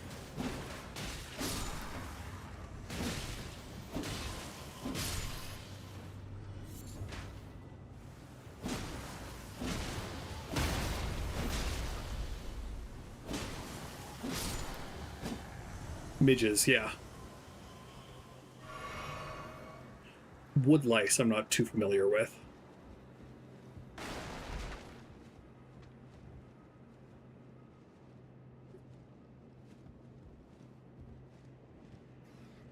we get mayflies and fruit flies.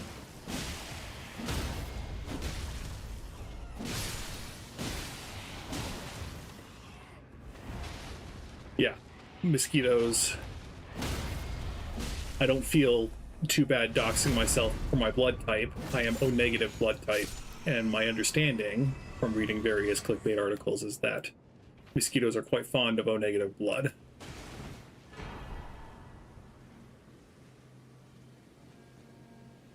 I've seen a lot of contradictory reports of various blood types, though, so I'm not committed to the idea that O negative is the tastiest for them.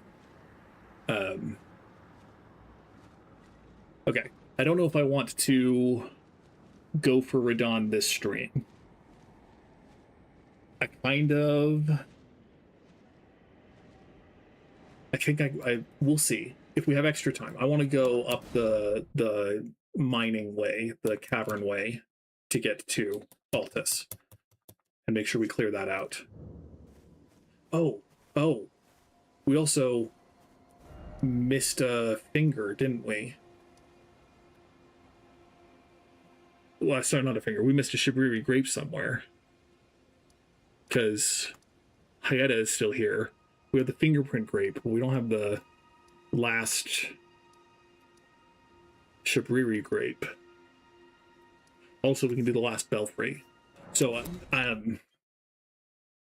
I prefer when I'm doing a series like this, I prefer to have like limits that I keep myself to, just for the sake of a title and a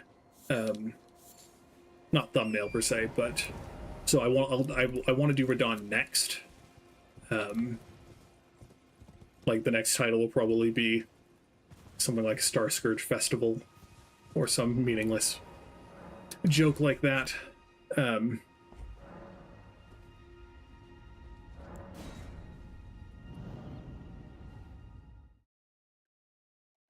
But because I also want to make sure I don't miss anything as a result of having done other things. Words are hard. Yeah, before I head up to Altus Plateau, I wouldn't hate making sure that I don't miss any other NPC quest lines and whatever. These guys always kill me.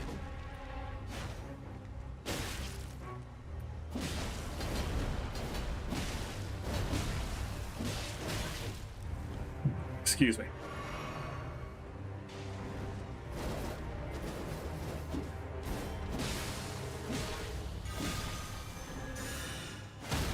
Obviously, being late game or mid game levels to fight the tutorial boss, it does make a difference. But the one in frickin'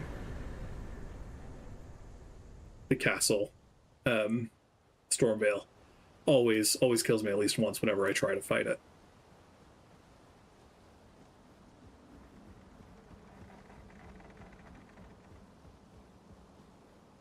I don't remember what's different. I think there's a door that's open here now. Like this door was closed the first time, but now it's open so we can get the Stormhawk for Nefelilio.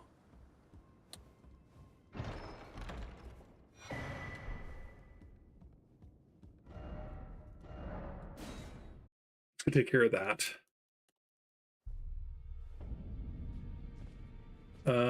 Corin hasn't gone on his journey yet. I guess we can also try to level up stuff. Greta, are you here for... I feel like I'm really coming to grips with spirit tuning of late. I can see how and why immortal essence exists. A spirit under the Golden Order.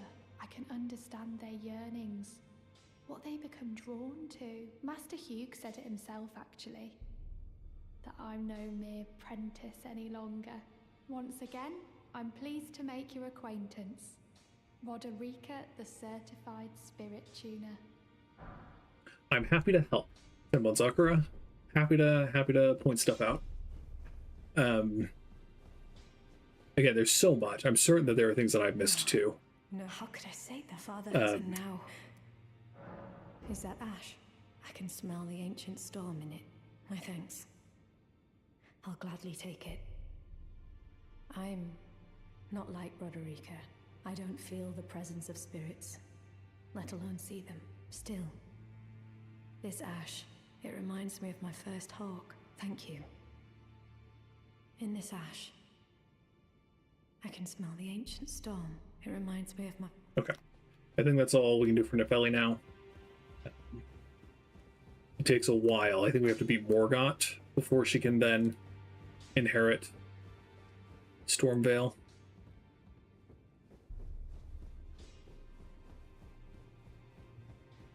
Yeah. Like, freaking Lanedell has so many twists and turns, so many back passages. I'm confident I've never found everything in Lanedell. Always good to see. So, I see. When Ranni shed her flesh, she shed the curse mark too. You know, not everyone would trust such a tale, but if she in her current form is nothing more than the living doll you profess, then perhaps it's true after all. Forgive the bluntness of the notion, but how would you like to become one of Ranni's vassals? Only in order to get what we want? Of course. The location of the body which bore the curse mark, which right now I haven't the faintest. And the best way to find out is for you to enter her service and take a poke around on the sly. I know you've got what it takes. Not only are you a superb fighter, but people want to trust you. Can you become Ranni's vassal to advance our agenda? While in her service, you'll be able to determine the location of her original body that bears the curse mark. I realize that I'm asking you to put yourself in grave danger, but I know you've got what it takes. Quite possibly the only one, in fact. Yeah, I think I like the drama of it.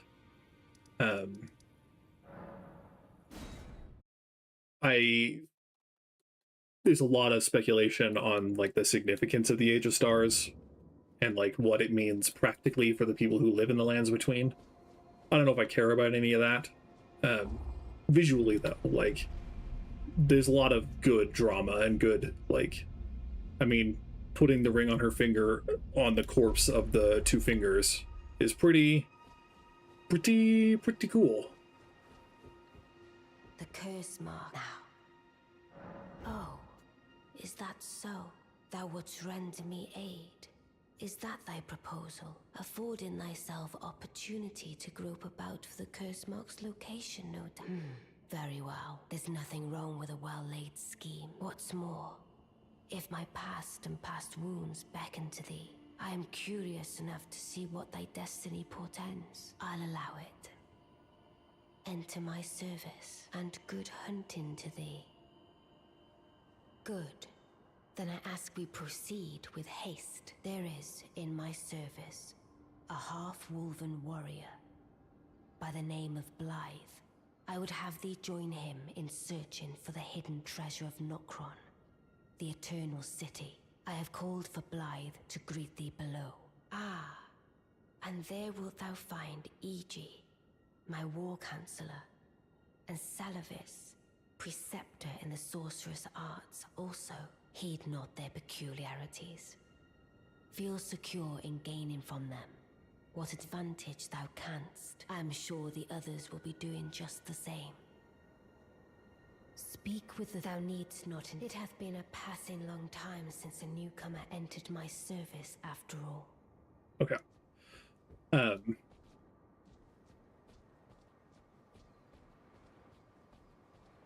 My first ending was the Age of Madness, the Flame of Chaos. But specifically because I didn't want to kill Melina, and I thought that, oh, if I go do the Frenzied Flame, then she's not going to die.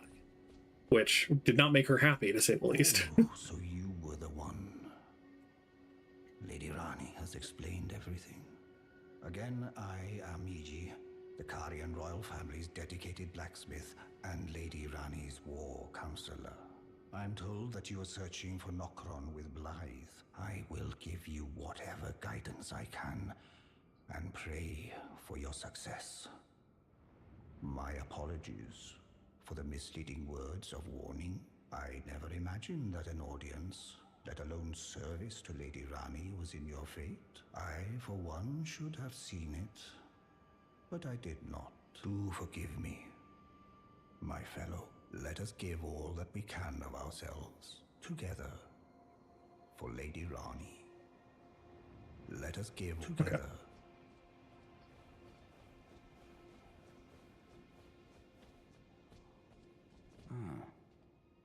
Long time, friend.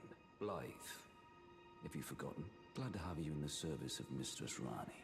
Well, getting right to business. I'm still in Limgrave. The eternal city of Nokron lies somewhere at the bottom of this land. I'm planning to go below through the well in the Mistwood. See if I can't find the road to Nokron from there.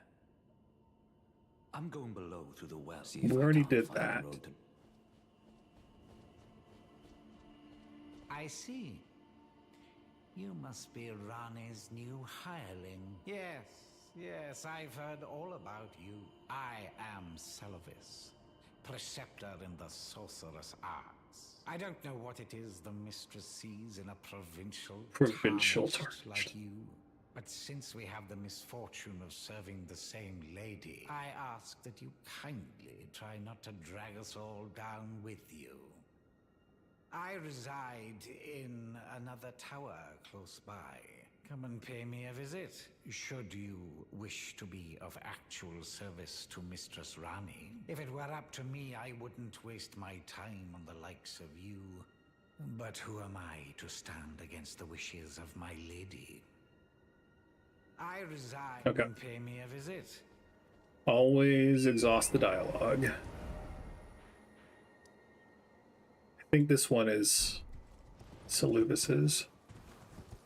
Oh yeah, I have to go back up and talk to her again after having talked to her vassals.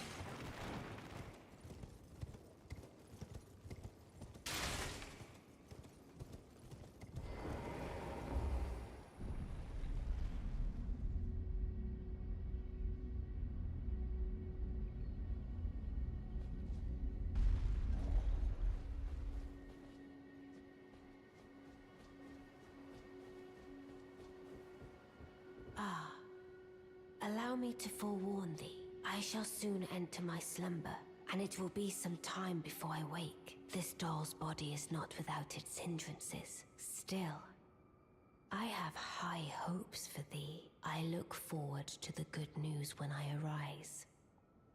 I shall soon enter, and it will be... I have high hopes.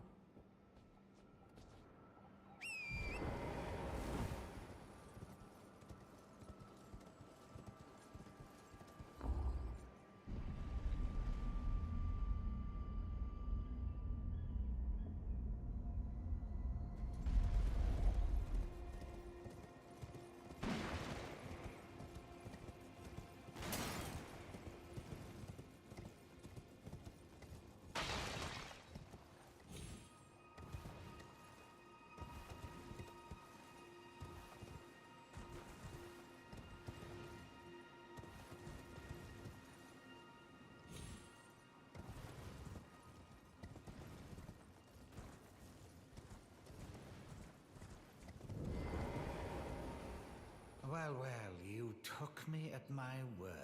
Did you not realize I was merely being polite? Oh, you provincials never Whatever you say, bud. I suppose you're here now. Perhaps I'll give you something to do. I'd like you to find a woman called Nefeli to administer a potion. Even you can do that much, can't you? Good. Now I shall hand over the potion in question. Find Nefeli and ensure she drinks it. I expect glad tidings, and soon. There's someone else you can give it I've no to. time. The only thing I will hear from you is a report of your tasks. Are we understood? I have enough. I've no. The only thing. Are we? And I have enough. You can. I know there's someone else you can give it to for sure.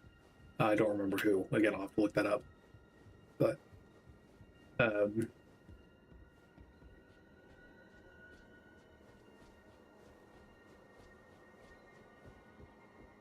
there's stuff to be done with these NPC quests. Which guy? Oh, Gideon, right?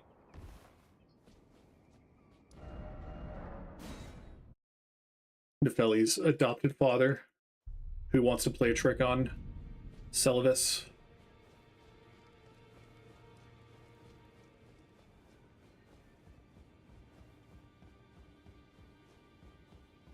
Journey to the capital. The two things you maybe.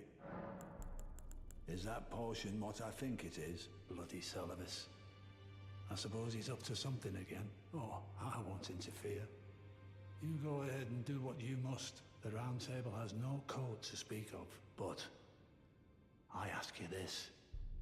Are you really going to do the bidding of that twisted dolly botherer? Or would you rather hand that potion to me and see if we can't get one over on the bastard? Good.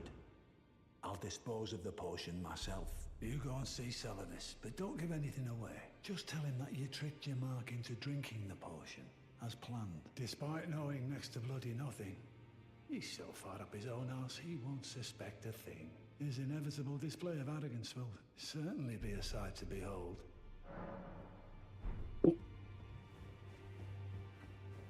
Real quick, I'm just going to go see if I didn't talk to Hugh. And so I need to see if I can upgrade my scythe, among other things. Well, I took you for no matter, it's all out your own. The girl has come a long way. As ever, time and technique have made her stronger. 'Tis good to see. An imprisoned monster does not deserve an apprentice. Or a daughter. But at times, that's precisely what she feels like to me. I've gone soft. And it isn't easy.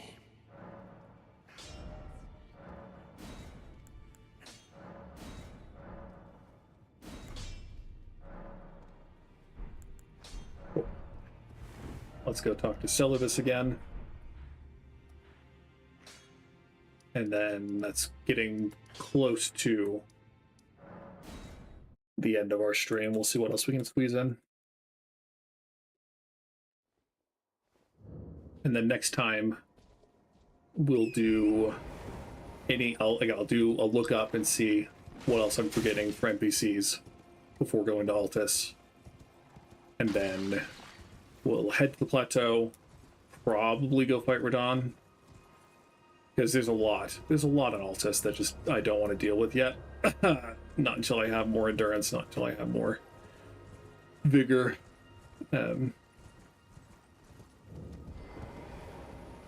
So you made Nefeli drink the potion. Well done. You were a touch more useful than I had thought. Very well. Then you shall have your gift. Knowledge of the sorcerous arts under the tutelage of the great preceptor Selvis. I doubt much of it will lay within the grasp of a mere tarnished, but if you put your mind to it... New game, Mr. Luke Wolf. Our lady. You wish to begin right this moment? Well, your impatience, though boorish, is understand. I have played a great deal of Elden Ring in the past. You break into a man's private and most From Software Souls games. Your officiousness knows no bounds. Fine and well.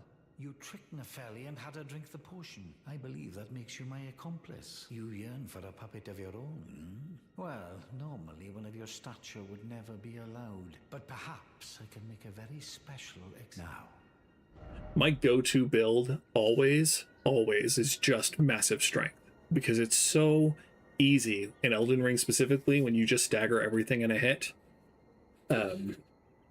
Like it's so easy. Yes, you attack slowly, but as long as you figure it out, like it's pretty good. My first ending was Frenzied Flame, which was kind of a naive choice on my part. I did it trying to save Melina, but then ended up destroying the world, so, you know. I did not understand the consequences, to say the least. But perhaps I should review the recipe. I may have expected too much of her to begin with. Bleed builds are pretty good. Like, no shade. I don't need any of these. I like the Glintstone Ice Crag, it's nostalgic. But, okay. Anything else? Anything else to do? I guess we can go see Thops.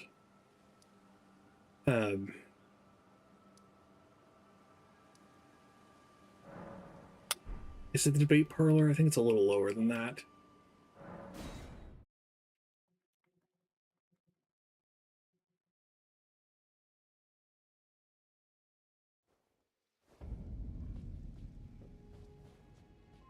I thoroughly enjoy, like, there's reasons to consider Vati Vidya problematic, so no shade if you don't want to give him views. Many people have accused him of just stealing other people's work. But if you want to watch and learn about the lore, he does a lot of very satisfying, fun videos to watch that make it easy to grasp. This is not the right side of grace for what it's worth, not for what I was thinking. I think this is the way onward, though.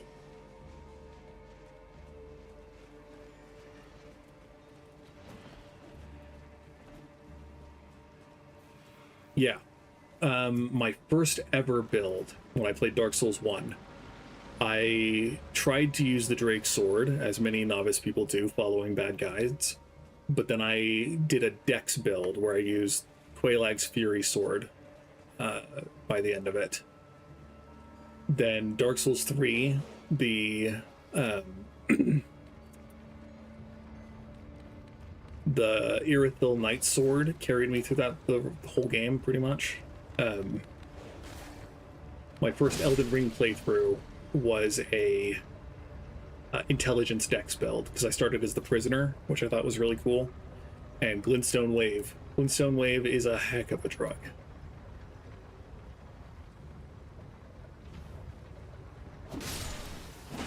So I like sorcery in this game quite a bit. This is currently Faith Strength that I'm going for.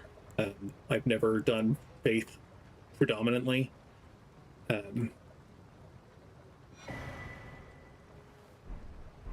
Bless your heart, Thops. Okay. I don't want to forget. I'm not doing Frenzied Flame this playthrough, but I always like to help Hyetta, and so I'd like not to forget. So I'm gonna come over here and save and quit here. Yeah, the hardest part of Dark Souls 1 is that you can't respec. If you could respec, it'd be so much better, so much easier. But not being able to respec is hard. It also sucks because I stream on Thursdays from 2 to 6 p.m. Mountain Time, which is people start showing up because they get off work at this time. So I might have to redecide what time I stream on Thursdays just so that more people can show up, because I'm about to end stream now that we have 6 viewers. So I feel bad for that. But yeah, I need to go eat some food. But thank you all for watching. It was fun getting to know you, Senbon Zakura, and it was nice to see you again, Brock, if you're still here.